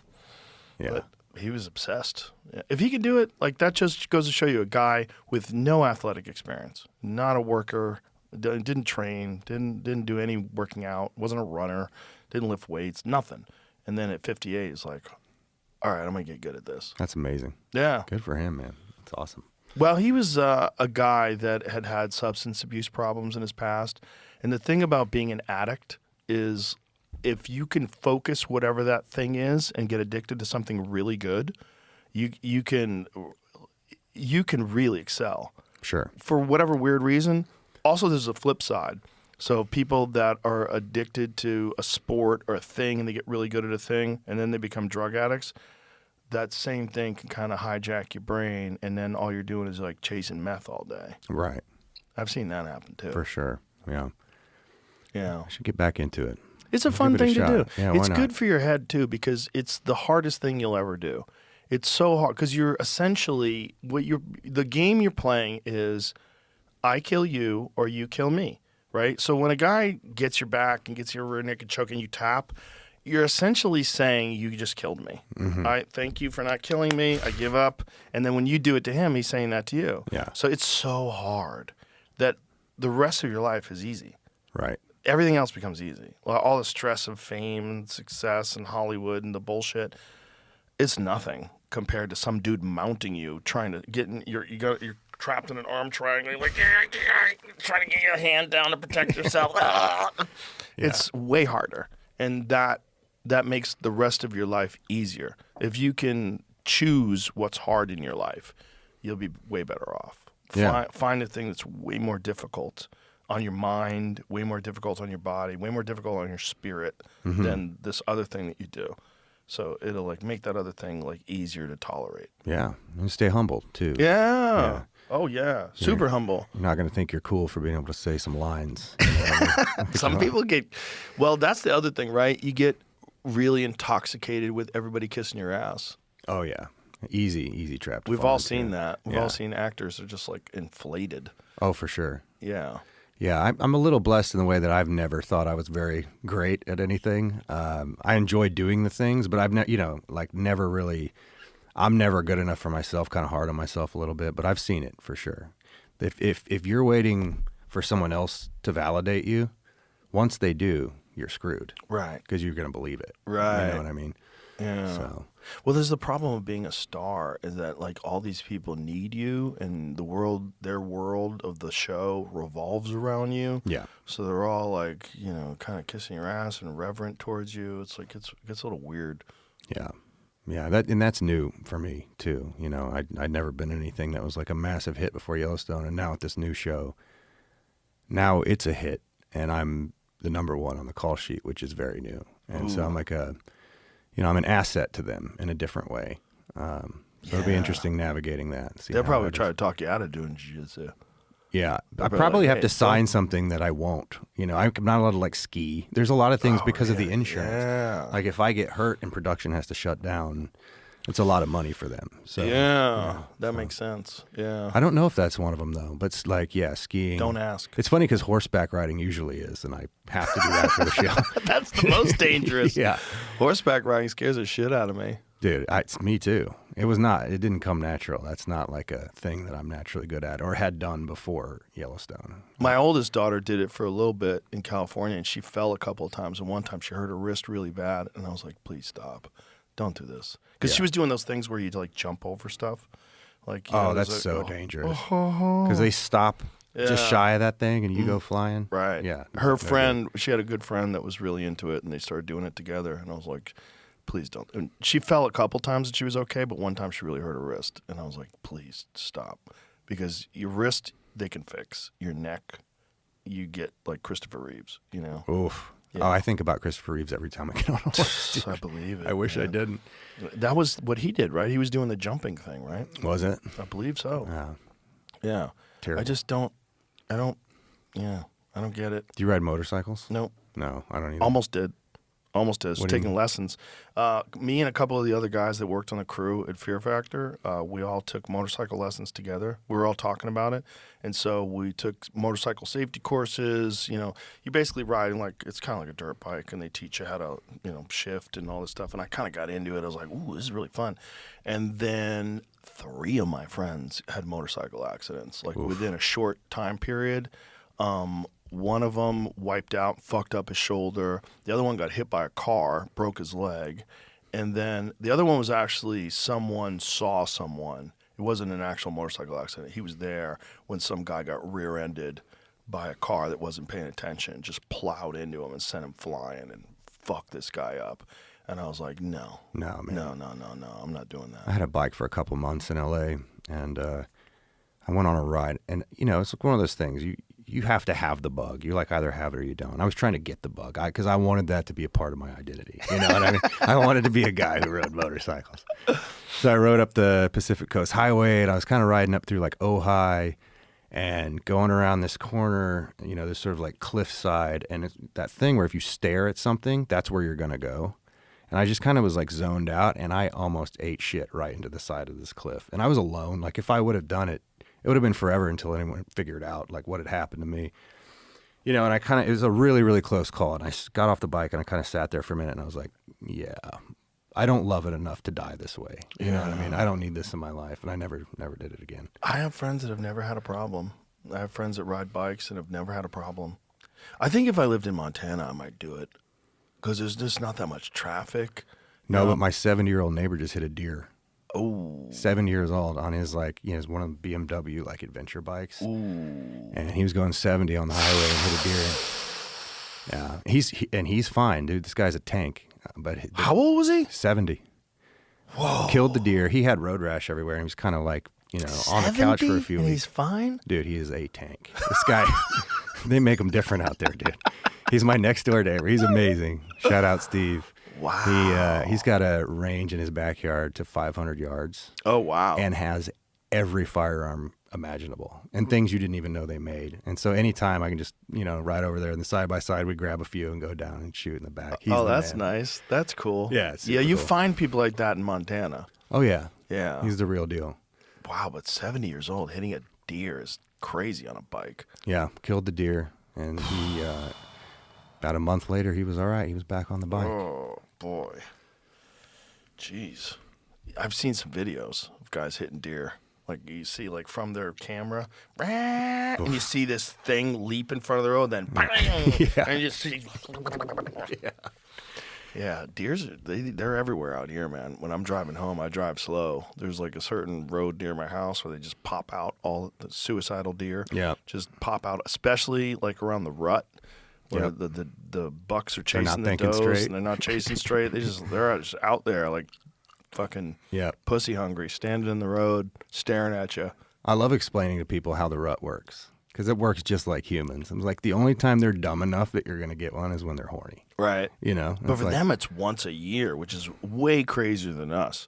Can you imagine if it all came on at once? Bro, if humans had a rut, I would go on vacation during that time. I'm like, I'm hiding. I don't want to be anywhere near. It'd probably be like murders, car accidents. Lock me in jail for that month or whatever. Exactly. Like, get a bunker.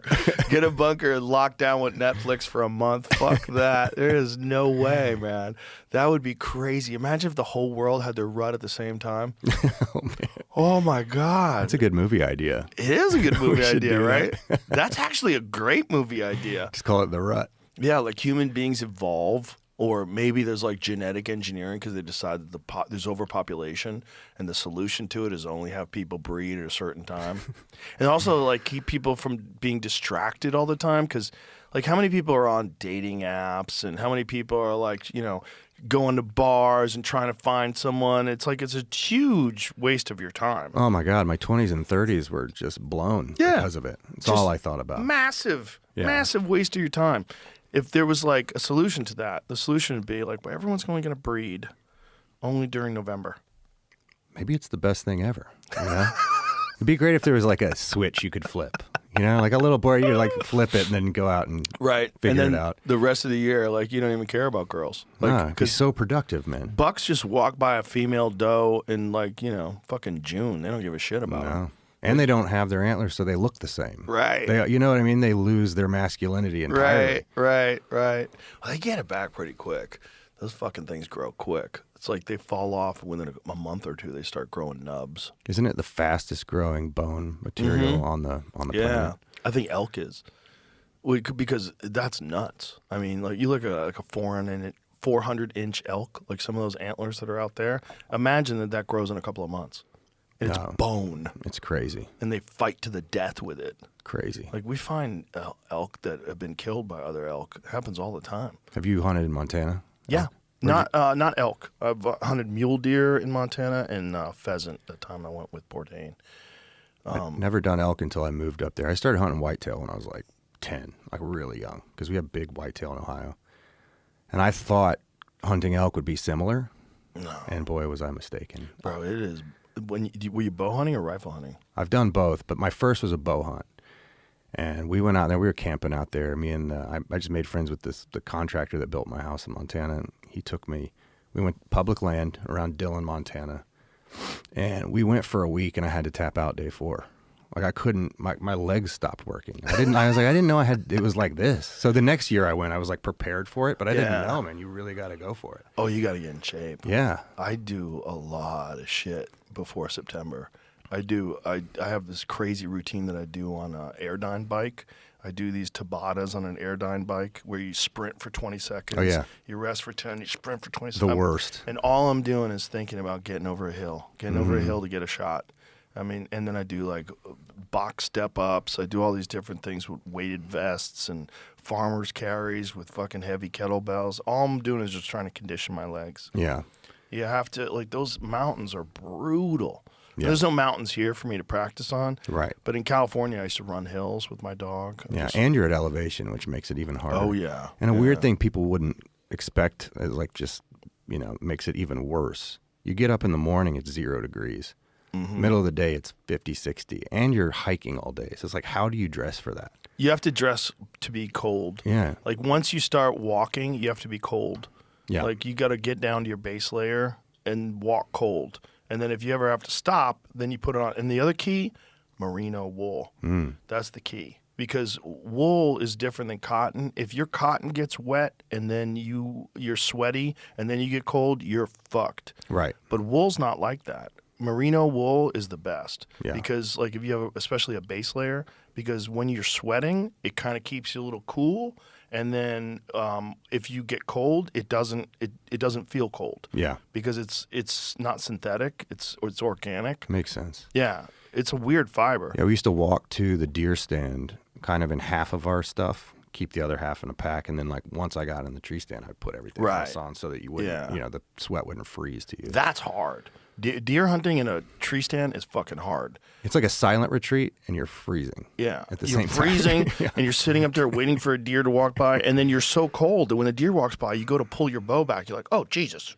Yeah. Like, why am I so weak? Yeah. Like, you could barely pull your bow back when you're up in the tree. Yeah, but nothing. I mean, no challenge whatsoever compared to elk hunting. No. That was blew my mind how hard that was. And the guy I went with, he grew up in Montana. He's like a mountain goat. I just couldn't keep up with this guy, man. I'm like, this isn't. How do you do this? Just constant all day long. You can't just get off your couch and go elk hunting in the mountains. You can't do it. No, you got to get in shape. No, like my friend Cam Haynes. That's why he started running. He became an ultra runner. Yeah, he's doing like 250 miles stuff, right? Yeah, he does like these 3-day runs. He tried to get you into that? Have you done any of that? No chance. I have one knee that sucks. I have one knee that I fucked up in martial arts. It's missing meniscus, and I cracked it skiing too. I wiped out skiing, got a fracture at the top of my tibia. So it's like it's. If I started running, it would get beat up real bad. Right. But I do. There's plenty of conditioning you could do without running, But it's the pounding of running. It's not good for my knee. There's something so amazing, though, about getting to that first thing in the morning when the sun's coming up and you're glassing. Mm-hmm. And you're just like, this is what I always wanted hunting to be like. Yeah. It's the real thing. Yeah. It's like, this is what it's supposed to feel like. You're so far out there, I didn't get to go the last couple years. My wife was having our baby 2 years ago, so I wasn't allowed to be in the woods with no service. And then last year I was shooting the show, but this year I'm going to be able to go. I got a good spot. And even if I'm shooting the show, it's like it's right there. Well, they have phones now that have satellite service. I think you get, does T-Mobile have that now where you can get Starlink on your phone? I know they're doing that soon. And you can text message with iPhones.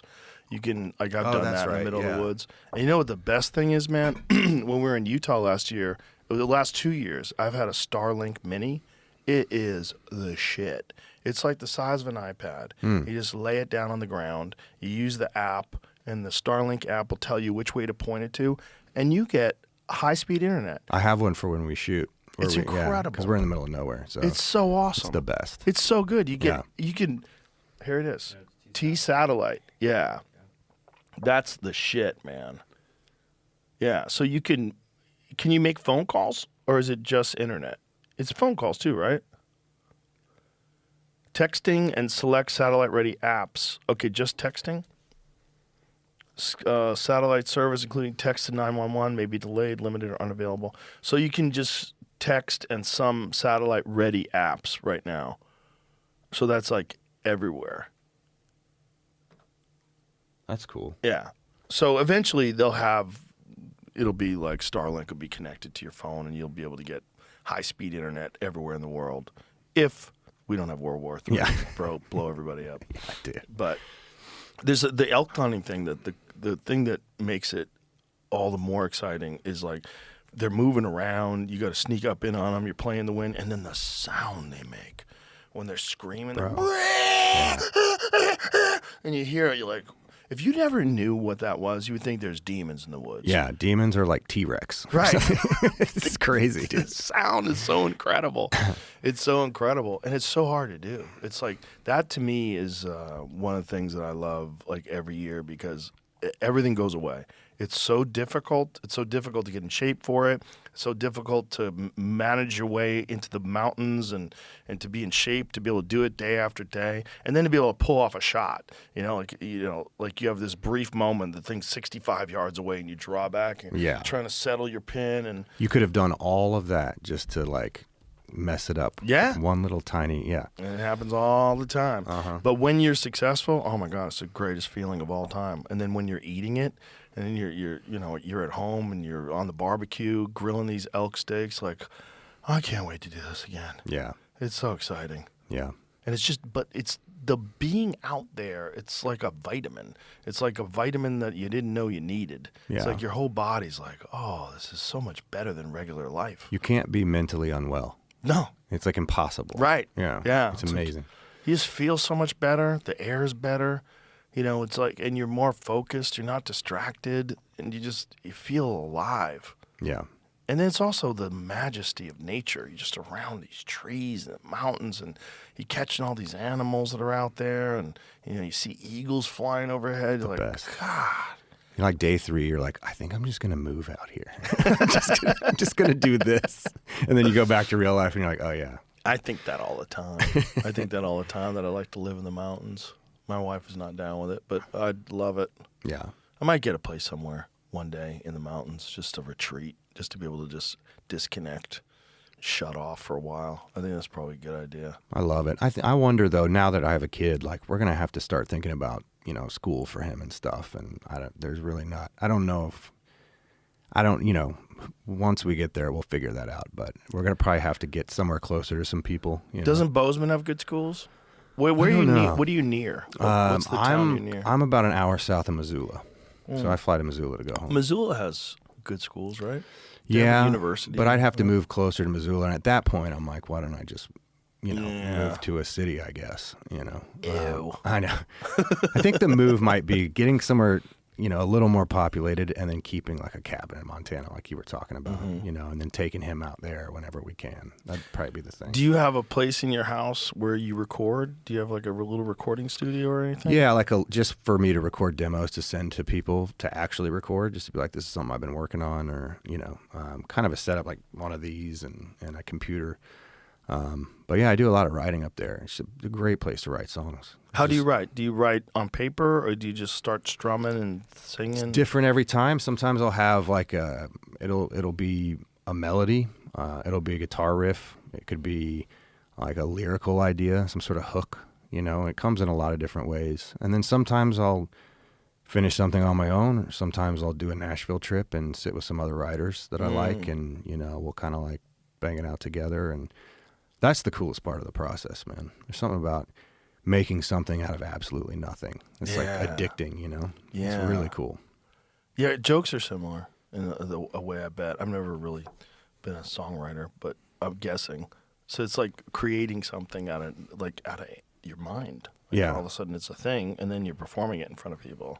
And it's like, I've heard you talk about this, and any good creative person talk about this, but like it comes to you. Yeah. You can't really take credit for a good idea. Yeah, exactly. Like I'll just be driving and be like, whoa, where'd that come from? Like whatever that is, give me more of it. Yeah. I love it, I was talking to Michael Pollan about that yesterday. We were talking about consciousness, and we were talking about how it just seems like you're not doing it. It's just coming out of the ether. It's just like, and you just have to show up and receive it. And if you show up enough and you pay homage to the muse and sit there. You ever read War of Art, Stephen Pressfield book?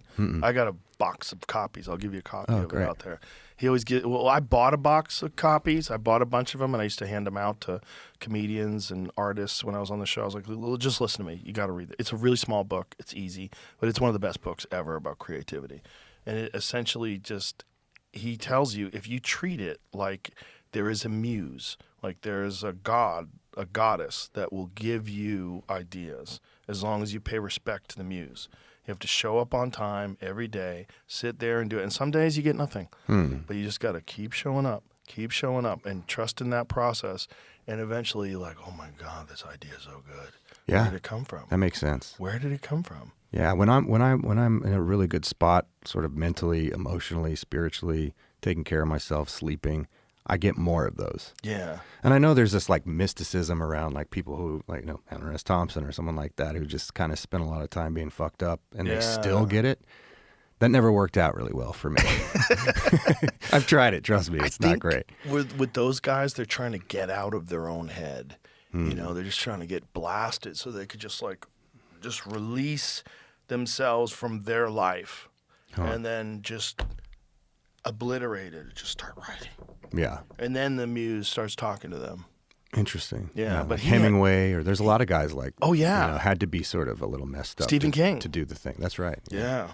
His book on writing is fantastic too. It's called On Writing. Stephen King. I read Writing. that one. Yeah, it's great, right? It's really good. He was obliterated. Like most of his great most of the great stuff out of his fucking mind on drugs and alcohol and some of those guys, like once they stop doing it, they lose the thing. And I don't name names, but like him. There's some artists I love that they kind of got clean. Yep. And you're like, where'd the thing go? Yeah. Which is unfortunate, Yeah, it happens with comics too. Does it? Some of them though, they get better. Like Dave Attell got way better when he quit drinking. It's interesting. It doesn't have to be that. But for a lot of them, like that crutch, whatever it is that connects them to the creativity, once they eliminate that part and try to stay alive, essentially, like Stephen King was like killing himself.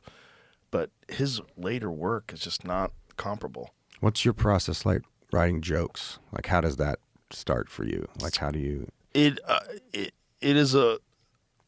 There's some ideas that just come to me out of the middle of nowhere. Like I'll be just hanging out and then I have an idea, or I'm driving in my car and I have an idea and I just have to write it down.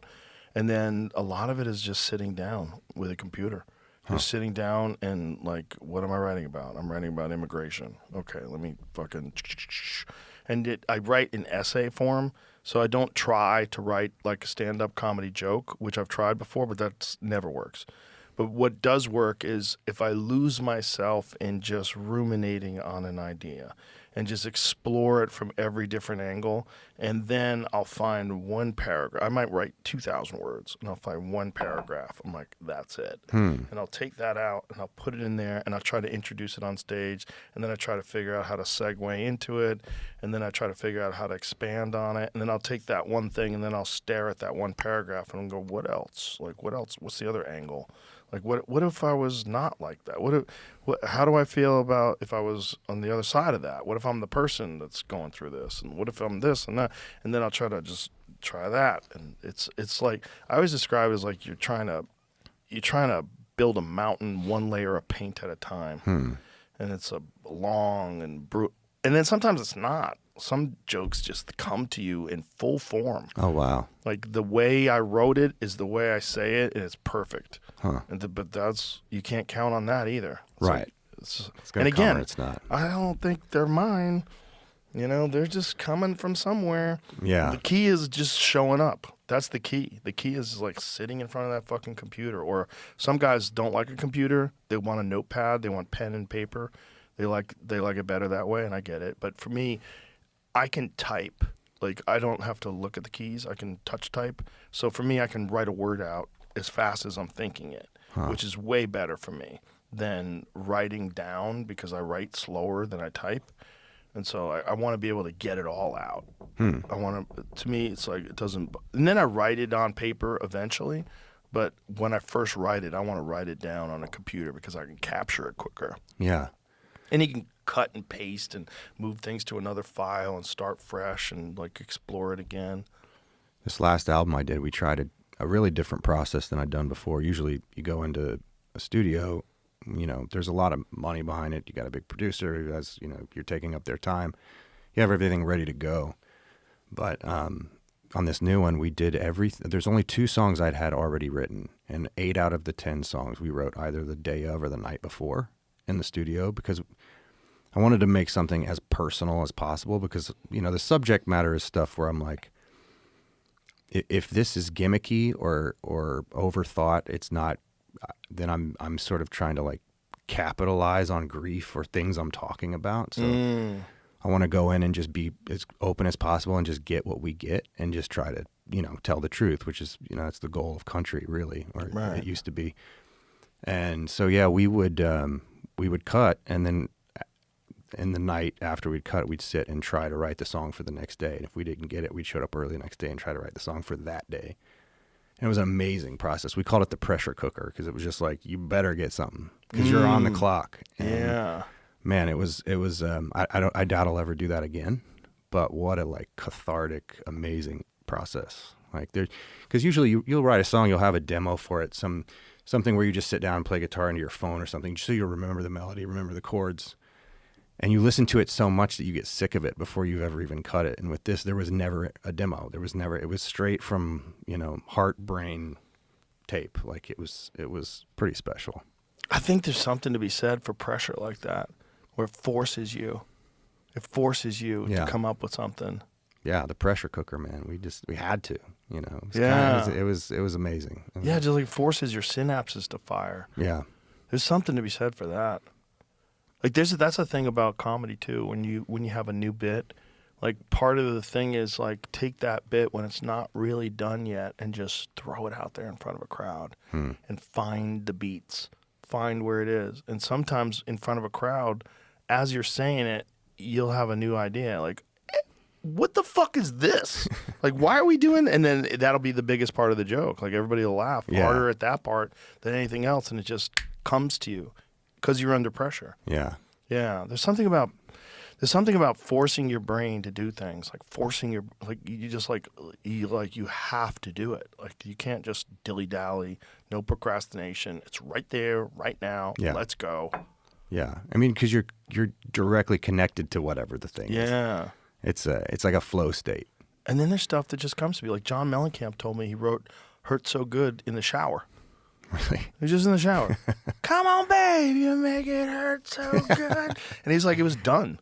Best shower ever. Crazy. Sometimes love don't feel like it should. Washing his armpits. It was cool. He was an interesting guy to talk to, man. Fucking dude just chain smokes. He's in his 70s, just Oh, chain yeah. smoking. He was so happy he could smoke in here. And I was like, you're not going to quit that ever? He's like, this is what he said. He goes, find something you love and let it kill you. Yeah. I don't know if I'll let that one kill me. That's a rough death, dude. It's a rough death, man. Yeah. I've dealt with smoking for some time, and I always promised my wife that I would quit when we had our kid, and we're almost there. We're getting close. You got the nicotine pouches. I got the Zins. Do those help? They do help. Yeah. Yeah. It's a different when I have a delivery, though. drink though. It's it's like I can't do one without the other. To Right. quit smoking, I'm gonna have to quit drinking. Really? Have to. Wow. I just can't imagine one without the other. It's like a package deal for me. But I'm okay to quit drinking at some point. You've quit, right? Yeah.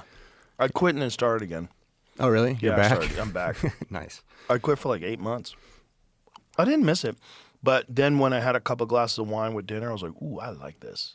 This is nice. Yeah.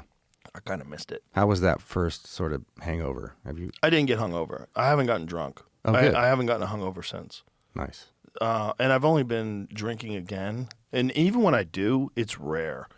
Like, I don't drink every night I go on stage. I might have like a drink before I go on stage, or I'll have a drink with dinner, or maybe a second glass of wine, but that's it.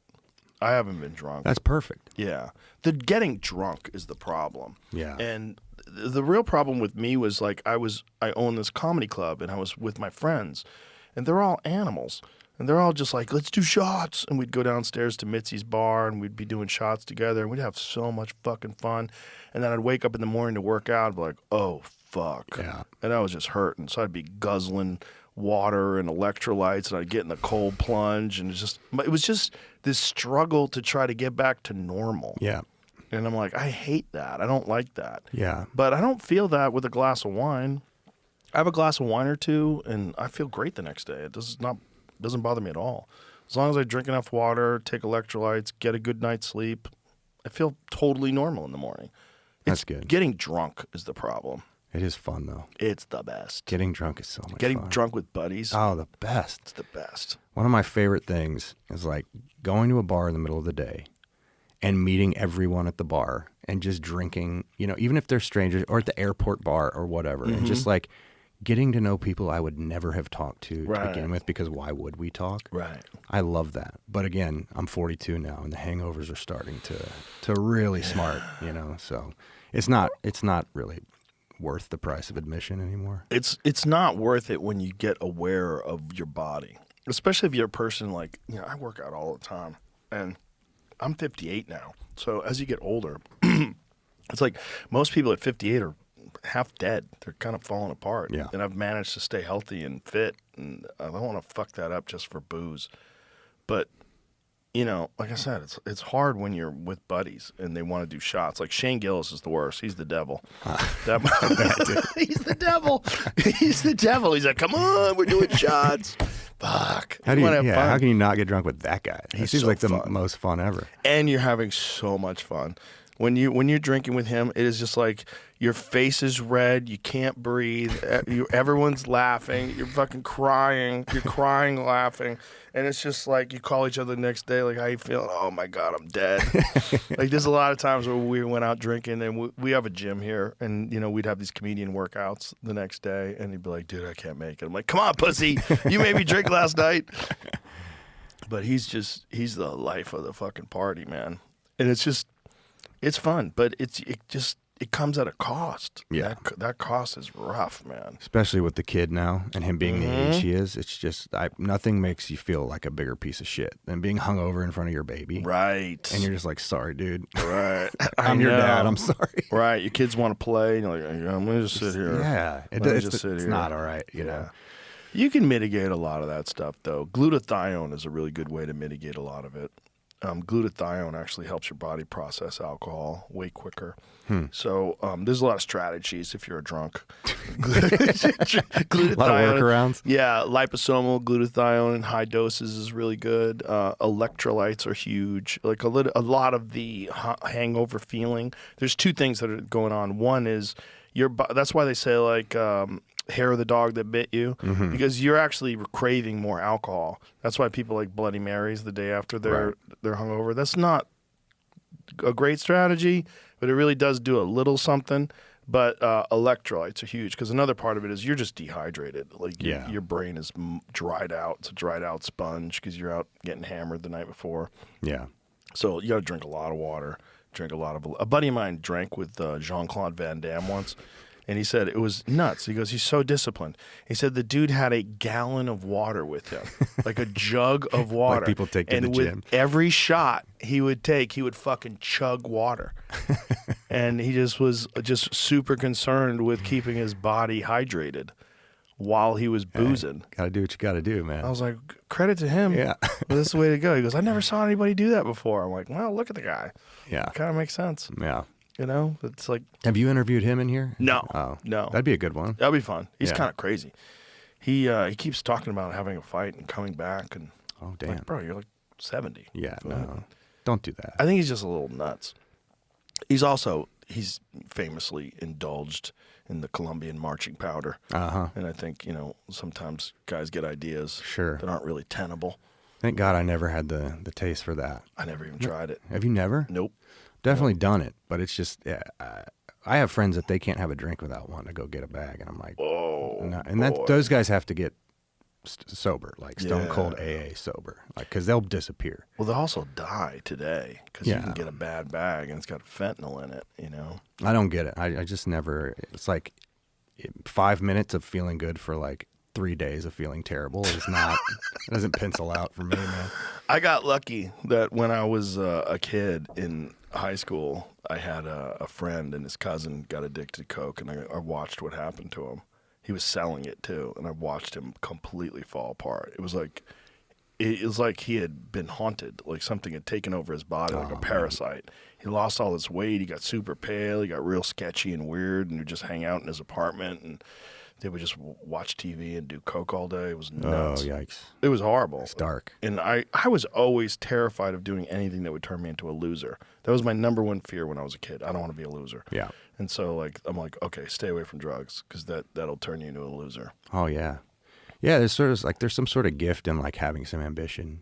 You know, yeah. like wanting to be somebody. Yeah. You know, they can come with there's pros and cons to that, but one of the big pros is like anytime anything would get a little too dark and I realized I was losing my grasp on like what I was after, professionally or whatever, I would course correct pretty quick. Yeah, and if you don't have a thing, then it's just about whatever is fun. And what's fun is continuing to chase whatever high or whatever drunk or whatever it is that your demons are. Yeah. That's rough. Yeah. I've seen a lot of people lose their life that way. I mean, they lose their direction. They lose everything. It's just substances can be fun, but they can take over. Yeah. And they can become your whole fucking life. Yeah. Not good. No. Yeah, I'm so happy I avoided coke. But I am interested. We're too late, dude. When I heard Hunter Biden, excuse me, talk about smoking crack, he did this interview where he was talking about how amazing smoking crack, and I was like, wow, maybe I could try it once. I've never heard anybody like try it once though. No, that's And famous last words, man. Right. No one's done it once. I mean, everybody who tries it gets hooked. It seems like that's a problem. Must be pretty awesome. It's gotta be. It's gotta be the best thing ever. And he said like it's way better than cocaine. Like he said, like the guy who's interviewing him. What's that guy's name again? Andrew Callahan. When he was interviewing him, he's like, "What is the difference?" And he explained like the delivery method, like how it affects you. It's so much different. Like the difference between like a Zyn pouch and a cigarette. Cigarette hits you way different than a Zyn. Cigarette's like instantly like, oh. Yeah. Apparently that's what coke's like, smoking it. Well, it was Richard Pryor too. I mean, he was essentially smoking crack. They didn't call it crack back then. They called it freebasing. Right. But it's the same thing. Heroin too is another one. It's like those are the two big ones they tell you when you're like, if you do this once, you're done. Your whole life's over. Yeah, I would imagine. Yeah, I've known people that have tried heroin once and be like, I can't do this again. It was too awesome. Yeah. Yeah, I do that with like painkillers and stuff. Or like, I've been prescribed and I'm like, oh yeah, I love it. I had a knee gotta operation. Not do that. Well, I had multiple knee operations. But the first one I had was in the 90s, and they gave me a morphine drip. and they give you a button, and you could press the button to get more morphine when you needed it. Oh my God, I hammered that button. I was just lying in this bed, and my knee had just been cut open like a fish, and there's screws in there, and my ACL had been reconstructed. And I was on this perpetual motion machine. So the idea is to keep your knee from going stiff. You're on this thing that straightens your leg out and brings it back and straight. So I'm lying in this bed, my leg is and I'm hammering that button. I was so happy. I was like, I get it now. I get it. But that was only once, luckily. And they gave me some painkillers afterwards. I think they gave me Percocets, but they were so I took whatever the dose was, and I only did it once. It was so bad. I felt so dumb and so dull and so stupid. I'd rather be in pain. So I sold all my pills to this dude at the pool hall. I gave him my pills. I'm like, here, you can buy these from me. One of my buddies was telling me he's in the military, and they would carry these morphine lollipops in case they ever got shot. And you just pull it out, and the moment you start sucking on it, it's just like a morphine high. I was like, Wow. I kind of want to get those to fly with, because wouldn't that be awesome? Like if the plane's going down, you just start sucking on that thing, you'd be fine. Yeah, I just put on the headphones. do do do do do do do do do do. It'd be amazing, dude. Anytime I fly over the ocean, I'm just like, I freak out. I don't like the It's actually idea. now a fentanyl lollipop. Oh, So maybe that's what it was. gotta be strong. Either way, though, wouldn't that be? I mean, that's like biggest fear. Number one is plane going down. Yeah. Because you have like lot of 5 time to minutes think about to it. think about it, and you're hearing like everyone's screaming. Everyone knows they're going to die too, and you're stuck in this tube with a bunch of strangers knowing they're going to die for 5 minutes. I mean, that is hell on earth to me. I can't imagine anything worse. That's a rough one. I think getting eaten by a bear might be worse because there's no one around you. I wonder, though, if with the bear thing, if you're in so much shock, like, are you feeling it? I bet wonder you if are. you think so? Especially if they start legs first. Yeah. Because the thing about bears is they don't kill you. They just start eating you. Oh, my God. Like a salmon. They Ruthless. don't kill a salmon. They just hold it Yeah. down, pull chunks off of it. Yikes. Apparently, that movie Grizzly Man, the audio was so bad that Werner Herzog told the lady to delete it and burn it.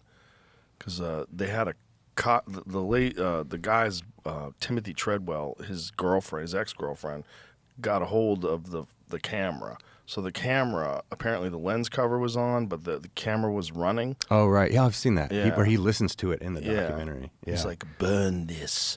Don't let anyone listen. Oof. Would you listen if given the chance? Oh, yeah. I think I I'd might do listen. it. I'd Yeah, probably do it. everybody would listen. And then I'd hate myself for having There's a done it. fake version of it online. I've heard that. Yeah, it's not real, though. It's pretty obvious that it's fake, but people believe it's real. But it goes on for 5 minutes. Oof. 5 minutes is a long time. Like, think of a round, an MMA round. It's 5 minutes. Oh, my God. And all that time, you're just getting chunks pulled out of your body. Bro. Have you ever seen Yeah. a grizzly while you're hunting? Yeah, once. Really? Yeah, in Alberta. Yeah, it was very scary. And it wasn't a big one. It was like a 6-foot bear. But it looked at me so different than any other animal. Like, I've seen a lot of black bear. And black bear look at you like this, like, who are you? What are you doing? Right. What are you? They look at you sideways, and they're like, I want to get out of here. Grizzly looks at you like this, Oh. like locks on you. Yeah. Like, am I going to eat you? And I was with my friend Jen. She's a guide up there. Jen and John, they run a hunting outfit up in Alberta. And they, as soon as like she saw it, she screamed. She screamed, like, "Get the fuck out of here!" She racks her shotgun, cracks a stick against the tree to scare it off, and then we immediately bailed. They're like, "Let's get the fuck out of here." Yeah. I've never seen one. Don't want to. They see big ones up there sometimes. And John, her husband, he sprayed he was in a tree stand, and he sprayed it with pepper spray, and the thing didn't even react. He's like you think you're gonna, bear spray, I'm safe. And it was like, fuck you. Yeah. It was just like this fucking 9-foot bear, this huge wild dog, this fucking immense, super powerful thing that can run 45 miles an hour. Oh, man. Apex. Fuck that, man. They're terrifying. Montana's got a ton of them. Yeah. That's They one got thing a I ton didn't of have in Ohio is like the fear of getting eaten by something when you're out in the woods and Oh, it's dark yeah. and you're walking through. The first time that bow hunt I was telling you about, you bring a sidearm when all you have is a bow in case you do see some mountain lion or something, grizzly bear. And my buddy was like, "What do you got on you?" And I was like, "It's a 9mm." He goes, "Well, if you see one, shoot yourself." Yeah, you got to bring a 45. Well, I guess there's a 10mm with a special round you can take, but yeah, 9mm bounce off. Yeah, I mean, you're going to hurt him. I mean, if you hit him in the face, maybe it'll do something. But you're not even going to get through that skull, probably. No, they say it won't. It'll literally bounce off its skull. That's crazy. That's so crazy. know, And dude. Cam hunts them with a bow. Hunts grizzly bears? Yeah, he's killed a few grizzlies with a bow. Wow. Yeah, Does he hunt out of a tree? How do you do that? on the ground. No, dude. Why? Spot and stalk. Oof. Yeah. I'm good on that. Yeah, he's out of his fucking mind. And his attitude is, well, if this is how I go, this is how I go. I go doing what I love. Okay. He's got some crazy pictures. See if we can find some pictures of Cam with a grizzly bear. He's got one where he killed this massive one, and he's holding up its paw, and its paw is like as big as my torso. It's Whoa. fucking huge. It's fucking huge. There's some guy recently. I think he killed the biggest bear that's ever been killed. I sent it to Cam. Oh, damn, dude. Yeah, look at that paw. Look at the claws. Look at the claws on that thing. No way. Yeah. And there's a photo of him with the bear on the ground. Click on that. Look at the size of that fucking thing, man. Do you know what state he's hunting? That was in bear? Alaska. That's the only state you can I was hunt going to them. say it's probably illegal in most, Yeah, right? it's illegal in the lower 48 for whatever reason. It probably shouldn't be in like Wyoming and Montana. It's gotten to the place where they really probably shouldn't. Maybe there's just not enough of them other than in Alaska, I would imagine. I mean, I don't think so. I think the real problem is once they're not listed, it's very difficult to get them on a list. You know, to get tags allocated for them. There's the video of him shooting it. Damn. Look at the size of that fucking thing, That's what man. I'm saying. What if it just right there gets pissed off? It can. And just Well, there's a runs guy at right you. behind him with a gun. There's a guy right behind him with a Okay. rifle, which is also weird. Like anytime you're bow hunting and a guy has to have a rifle, Yeah. I think you should probably just use a rifle.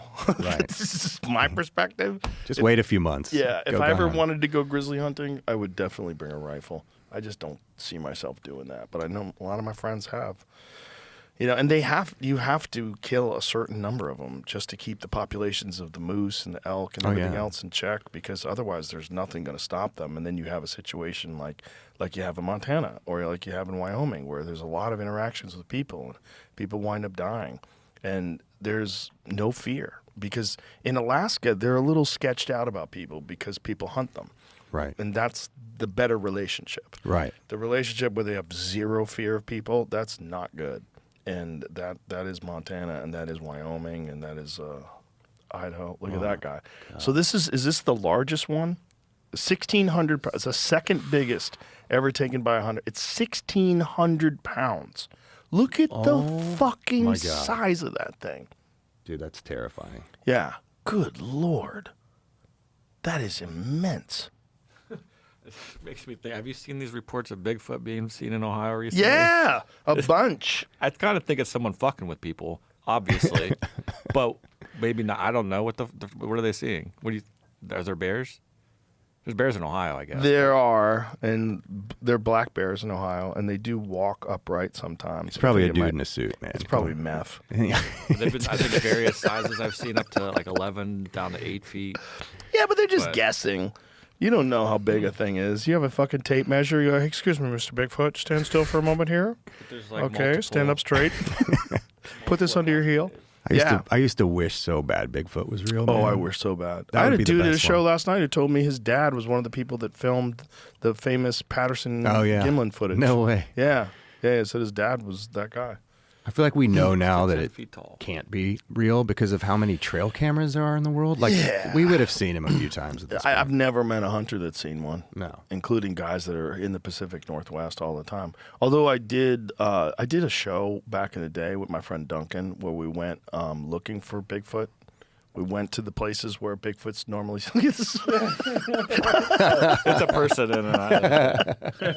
A person in a Sasquatch costume, Halloween. obviously. I mean, no it's- pictures, please. I mean, if there's a whole bunch of them, it's probably someone fucking around. Like it's 6 all different sightings. March 6th, 7th, and 9th and 10th. Wow, all different people. Yeah. Huh. Boy, I hope it's real. It would be awesome. That's what I'd also be like. Maybe it's just a group of friends that are high. I'm like, we're going to do every night for the next fucking week. We're all going to call this fucking number and see what happens. Or we're going to run around the woods. But that's a good way to get shot. Like some crazy dude who's like, I'm going to prove Bigfoot's real. Oh, for sure. Yeah, and he just fucking blasts you. Don't do it during hunting season. Yeah. Big mistake. I think it used to be a real thing. That's what I think. Bigfoot? Yeah. You think it was actually here at some point? Yeah. Yeah. Because there's too many Native American words for it. The Native Americans, I think, we looked this up, didn't they? They have dozens of names that different tribes have for the same thing, a big, hairy, wild man that lives in the woods.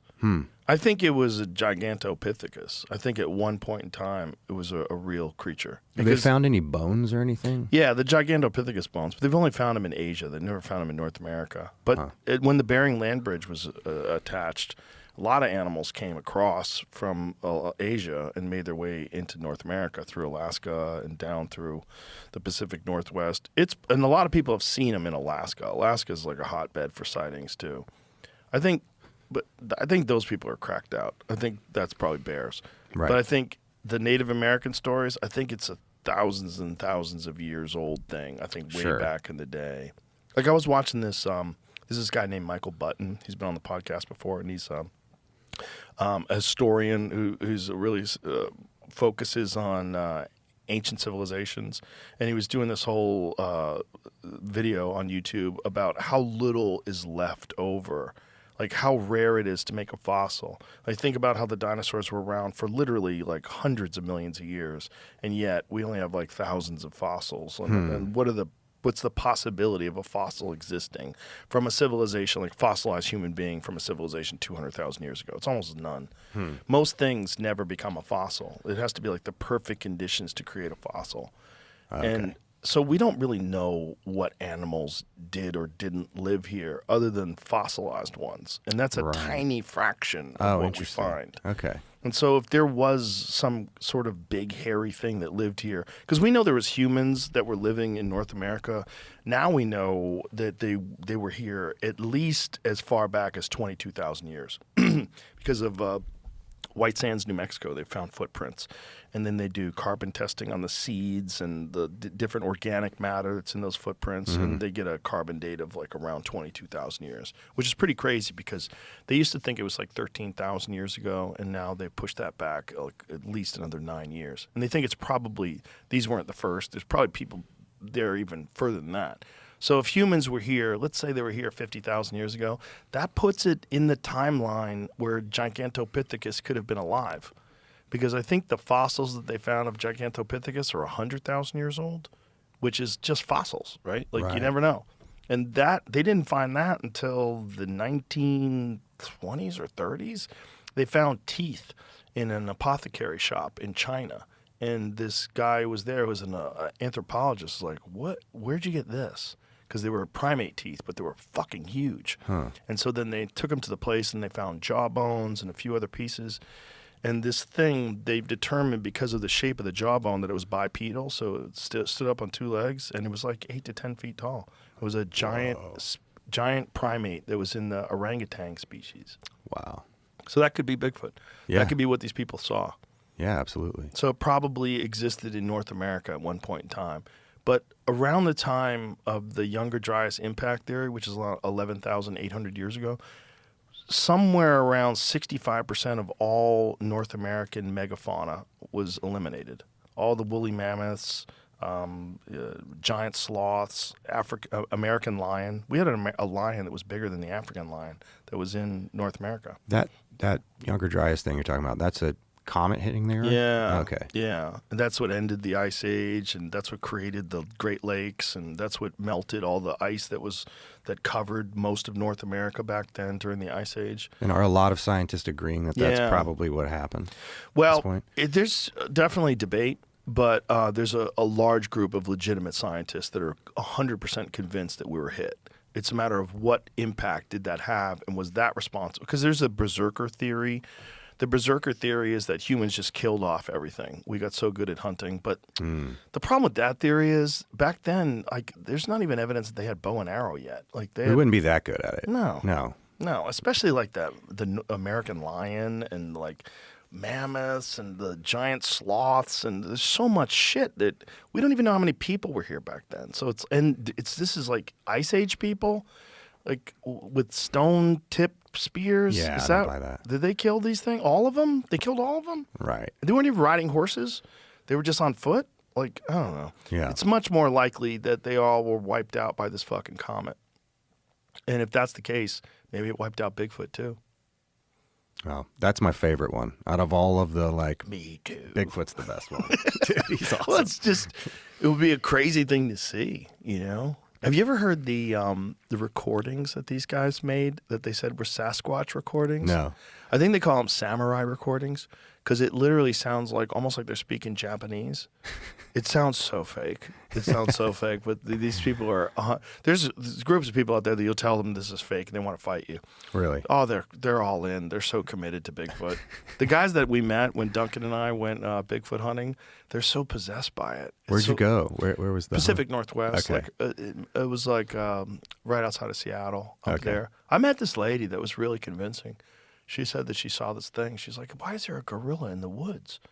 And she's like, "Oh my God, it's Bigfoot." And like, she didn't seem kooky at all. But I think what she saw was a bear, and a bear standing, like black bears stand up on their two legs and walk all the time. Especially if they have a hurt paw, they'll walk on two legs. Huh. I think she probably saw it. But Pacific Northwest is so crazy because I'm sure you've been up there, right? Yeah. The woods are so dense that it's like a box of Q-tips. That's how I describe Right, it. Like, yeah. you can't hardly see anything. So if you're seeing some tall thing move between trees just for a few steps, that might be the only thing you see. Right. And your head just starts spinning, and you start creating this Yeah. imaginary narrative. Here's the recordings.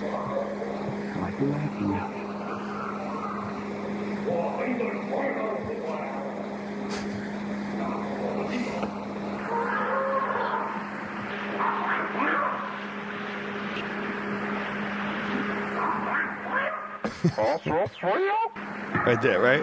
Right?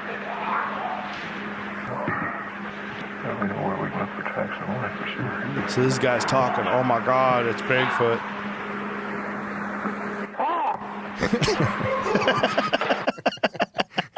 It sounds so fake. I don't buy that for a second. Not a second. No. But man, people, the Bigfoot dorks, like that show Finding Bigfoot. I had that dude. What's his name? Bobo. Is that the dude's name? We had him on, and I told him I thought the Patterson footage was bullshit. He's like, "No." He's like so upset. It looks so fake. It looks like a guy in a fucking gorilla suit. And then the dude that they think that was wearing the suit, what is his name again? I forgot the guy's name. But the dude who they think was wearing the suit, he looked like Bigfoot. Like he walked like him. There's like he walked like that footage, right? Yeah. Like he was a big old cowboy, big old fucking tall ass John cowboy, Wayne. and he had to walk like a fucking gorilla. Roger And Patterson. Roger Patterson. Well, Roger Patterson was the guy that filmed it, right? Well, that's right. Patterson Gimlin footage. I don't one. Right. I thought one of them was the one in the suit, and the other one filmed it. Who Maybe was- I'm mistaken. But there's a side by side of the actual stupid video that they're proclaiming to be Bigfoot, and then this guy walking, and I think it was a different guy. Yeah, it could be. I forget his name, but it looks. I'm like, that's him. Have you ever had a flat earther on here? No. That'd be- Sort of. I've had some people that like want to dabble in it. I'm like, shut the fuck up. That's the craziest one. I don't want to have that conversation with people. And people are like, yeah, because you lose. Because the earth is flat. Listen, everything else is round. Why would this place be flat? Yeah, Why would it, we can why would see all the rest everyone of it be from here. lying? Yeah, it's crazy. Why would the people that get up in the space station be lying? We Yeah. know it circles. We've seen it it. spins around. Yeah, It's like, we have pictures of it. yeah. We have satellites. They think all the satellite images of Earth are fake. They think everything is fake. I think a lot of that's schizophrenia. Sure. And then a lot of it is like somehow or another it's biblical. It's people believe that that they're trying to hide it from us because they don't want us to know that God is real. Oh, like the firmament and all the stuff that the Right. Bible says is above us. And, Yeah, but you know what the Bible doesn't say? It doesn't say the earth is flat. Right. Never. Mm-hmm. Never talks about it being flat. You know, like they had figured out the earth was round thousands of years ago.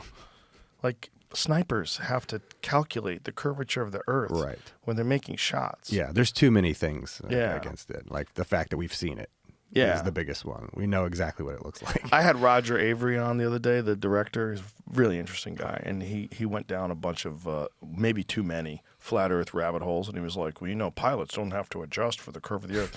And then I talked to a friend of mine who's a pilot. He goes, you know why? Autopilot. He goes, it keeps you at an altitude.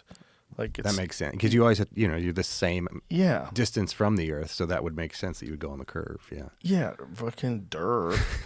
It's just that being something that people would. What's really interesting is there's this one guy who takes people up to Antarctica to prove to them that the Earth is round, and like this idea that there's so he like takes, and there was one guy and he flew him out there. He's like, I can't believe I believe this. It's amazing. He spends money. He spends his own money taking these guys up there for free, educating How flat does earthers. he prove it from up there? It just What's the... flies them up there and shows them you actually can fly over Antarctica. Like you just don't. They don't want you flying over there because if you crash, no one's gonna come get you. Right. You know, you're dead. Right. It's like, but people do fly over it. The idea that you can't is stupid. There's no secret World War II base there. There's no wall there. They're probably doing some weird experiments and shit up there, though. I do think that's true. Like, there's some people that have some pretty convincing stories of direct energy weapons and things that they're developing up there. And there's a neutrino detector that they have up there that a lot of people think does a lot more than that. They think it might actually be able to cause earthquakes and affect the weather. And it's a weird rabbit hole to go down. Sure. But I'm sure the government's doing some slippery shit that we don't know about up there. Yeah, man, it's so weird, like, in this time that we have all the information, where, like, nobody trusts the government anymore. Has it always been like that? Like, It has been a little bit that nobody trusts the government, but now there's reason to not trust them because we've seen what they've done with real events, like Yeah. like the Epstein files and Right. a lot of other stuff. Where you're like, okay, JFK, where you're like, why don't you just fucking tell us Right. what you know? In the interest of national security, some things must be redacted. right. Like, there's a reason to not trust them. Yeah, I get, like, growing up, you see, like, older guys are always, they didn't trust the government, the world's going to shit, all this stuff. And I'm like, am I just getting old? Or is this happening to everyone? Are we all doing this now? I think as you get older, you also take in enough information that you know that they're not being straight with you about anything. Right.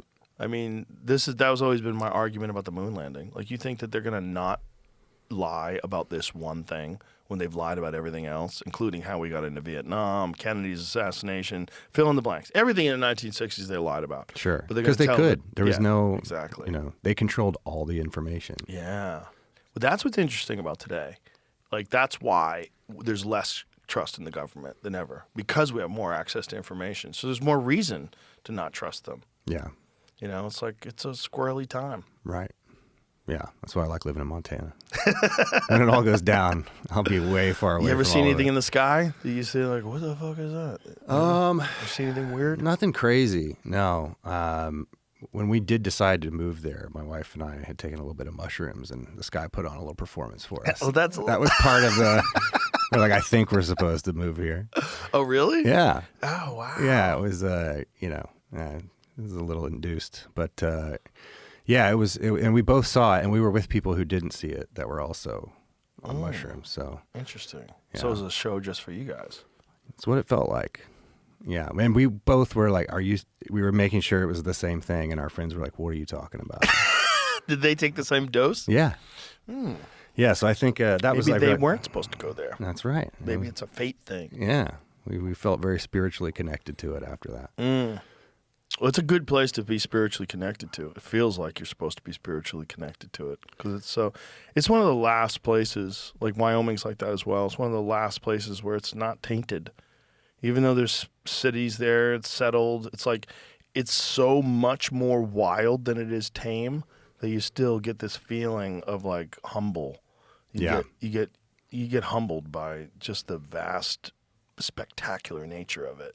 Yeah, it's almost like we feel like nature is the novelty these days. And it's like, no, man, that everything that we messed up and put a bunch of concrete on should be the novelty. The nature is the actual thing. That's the way we're supposed to be. Yeah. You know, and we've all kind of like flipped that in our head. And obviously I'm not, I have the luxury to be able to live out in a place like that. But the more I live there, the more I feel like this is how I was meant to live. You know, me personally, I can't talk for anyone else, but I'm just in a way better place mentally and otherwise.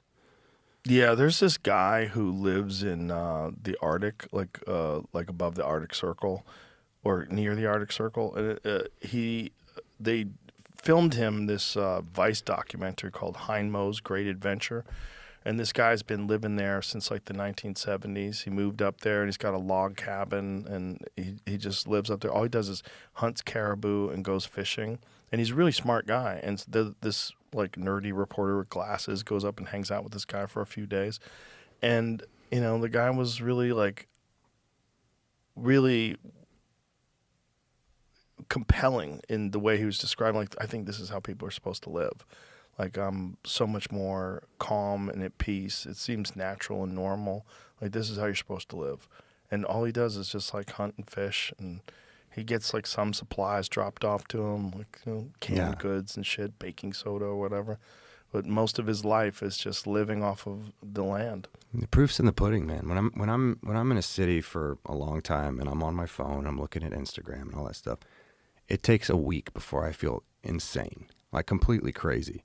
And if I just put that stuff away and go outside, even in a city, like if I just put that stuff down for a little bit and go outside and connect with the person, I feel, you know, infinitely better. Yeah. And if you just look at, you know, the stuff on your phone and you're so sucked into that, you would believe the world is a shitty place. Mm-hmm. But then if you don't look at that and you go outside and you live your real life, it doesn't take long before everything feels good again. Yeah. You know, like you have hope again. You're meeting your neighbors or going to the grocery store or going to the post office. Like, everything feels pretty good out there. It's just your phone telling you that this place is terrible. Yeah, this is the big bridge to crazy. Much more than cities is these fucking things. Oh, yeah. They're the bridge to crazy. And like, that's what AI is learning from. Mm-hmm. It's only learning from all this terrible information we're putting online. So And it's accelerating. it can't learn from the real world. It Right. can't go to the grocery store and see that everyone's actually pretty good for the most part. Right. 99% of what you do out in your real life is fine. Right. You know? But it's only going to see the worst of all of us and then show us that even more, show that back to us, because that's all it knows. Right. That's really scary to me, man. It is scary. And it's never going to really appreciate a great song. It's never going to really appreciate art. It's not going to appreciate love or community or friendship or any of those things. No. It's not going to appreciate the feeling that you have. You could just call your neighbor up and go over to his house and shoot 500 yards in his backyard. Yeah, exactly. You know what I mean? It's not going to get that. Right. It's not going to get how cool that is that guy's 70 years old. He hits a deer. He's like, brushes it off. Fucking 70. Yeah. 70 years old hitting a deer. You're supposed to be dead as fuck. No, man, not him. He looks like John Wayne. Yeah. That guy's crazy. I and you, we can appreciate that. Yeah. That fucking AI doesn't give a shit about that. They go, get off the motorcycle. You shouldn't be on the motorcycle, Dave. Yeah. And dude, you're talking about music. It can make good songs though. I've heard you play some on here, and my friends will just, you know, whatever apps they have, I don't really know all the new apps, but they'll just give it a prompt and the song is incredible. And Yeah. it does it in 10 seconds. It's spooky. It's really weird, man. But it's only doing it derivatively. Like, it's only taking the songs that other people have written and just making sort of some sort of a conglomeration of them and spitting it out. Or it's redoing like an old hip hop song in like a blues style, or, you know, something like that. Unfortunately, that's 99% of what humans do too. Right. You know, It is it's all true. derivative anyway. I know, but at least it's a person. Yeah. Like something to me about, even if it's derivative, if it's good, if it's catchy, at least I know a dude and his friends did that. Yeah. You know? Yeah. And you can get behind a person as an artist and like their stuff until they aren't underground anymore, you know? Yeah, that's the silliness. That is so silly, isn't it? Like, if you really start to take off, someone's going to eventually go, fuck that guy. I knew that guy when he was just starting out. He was pretty good. His songs were good. And then he made it. It's going to be controversial, but the first Coldplay album is still amazing, but they got so huge that everyone hates Coldplay now. And you're like, but they are really good. I like Coldplay. I do don't too. have a problem with it. But I like some music Nickelback nerds are like, songs. they can't do Coldplay because they're doing stadiums and your mom likes them now. I think that was one of the things that people didn't like about Nickelback, because Nickelback was almost like the first AI. You know what I mean? Yeah. Like that Rockstar song, that was like an AI version of like a lot of like Cypress Hill had a Rockstar song that was like, but Cypress Hill's sounds so much more genuine, whereas the Nickelback one is like almost like these guys are just too AI. It's almost like they were AI. It was the beginning of sort of like auto-tune and all that stuff, but really good auto-tune that you couldn't tell. Not like the auto-tune that's in rap where they're auto-tuning on purpose. It was like everything's so perfect, and it almost doesn't sound like humans playing music. Right, and the subject matter is like, I've heard all this stuff before. Yeah, that's the problem. Right down the middle. Yep. Yeah, it was AI. Yeah. Nickelback was the first AI music. Yeah, I don't know. People are weird with their taste, and they want you to like what they like. That's what's really weird. Like you have to like what they like. Yeah, or they get mad at you. Yeah, for sure. What are you gonna do? Well, listen, man, I really enjoyed talking to you. It's a lot of fun. Thanks for having me. I love your fucking show. I can't wait to watch Marshals because I love you on Yellowstone. It's a fucking great show. I'm really bummed out that your wife's dead now, though.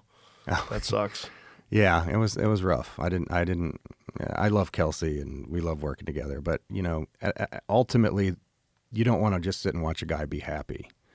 That wouldn't be a very good show. He needed a motor. You guys had a cool relationship, though. I know, it was fun. But he had his dream life, and they were happy together. So you can't watch that for 50 hours or however long this ends up going. Well, he knows how to mix it up. I'll tell you that. That dude Taylor knows how to fucking throw a monkey wrench into things and make it crazy. Absolutely, make it interesting. So I can't wait to watch it. Thanks, brother. Thank you. Thanks for being here. All right, bye, everybody.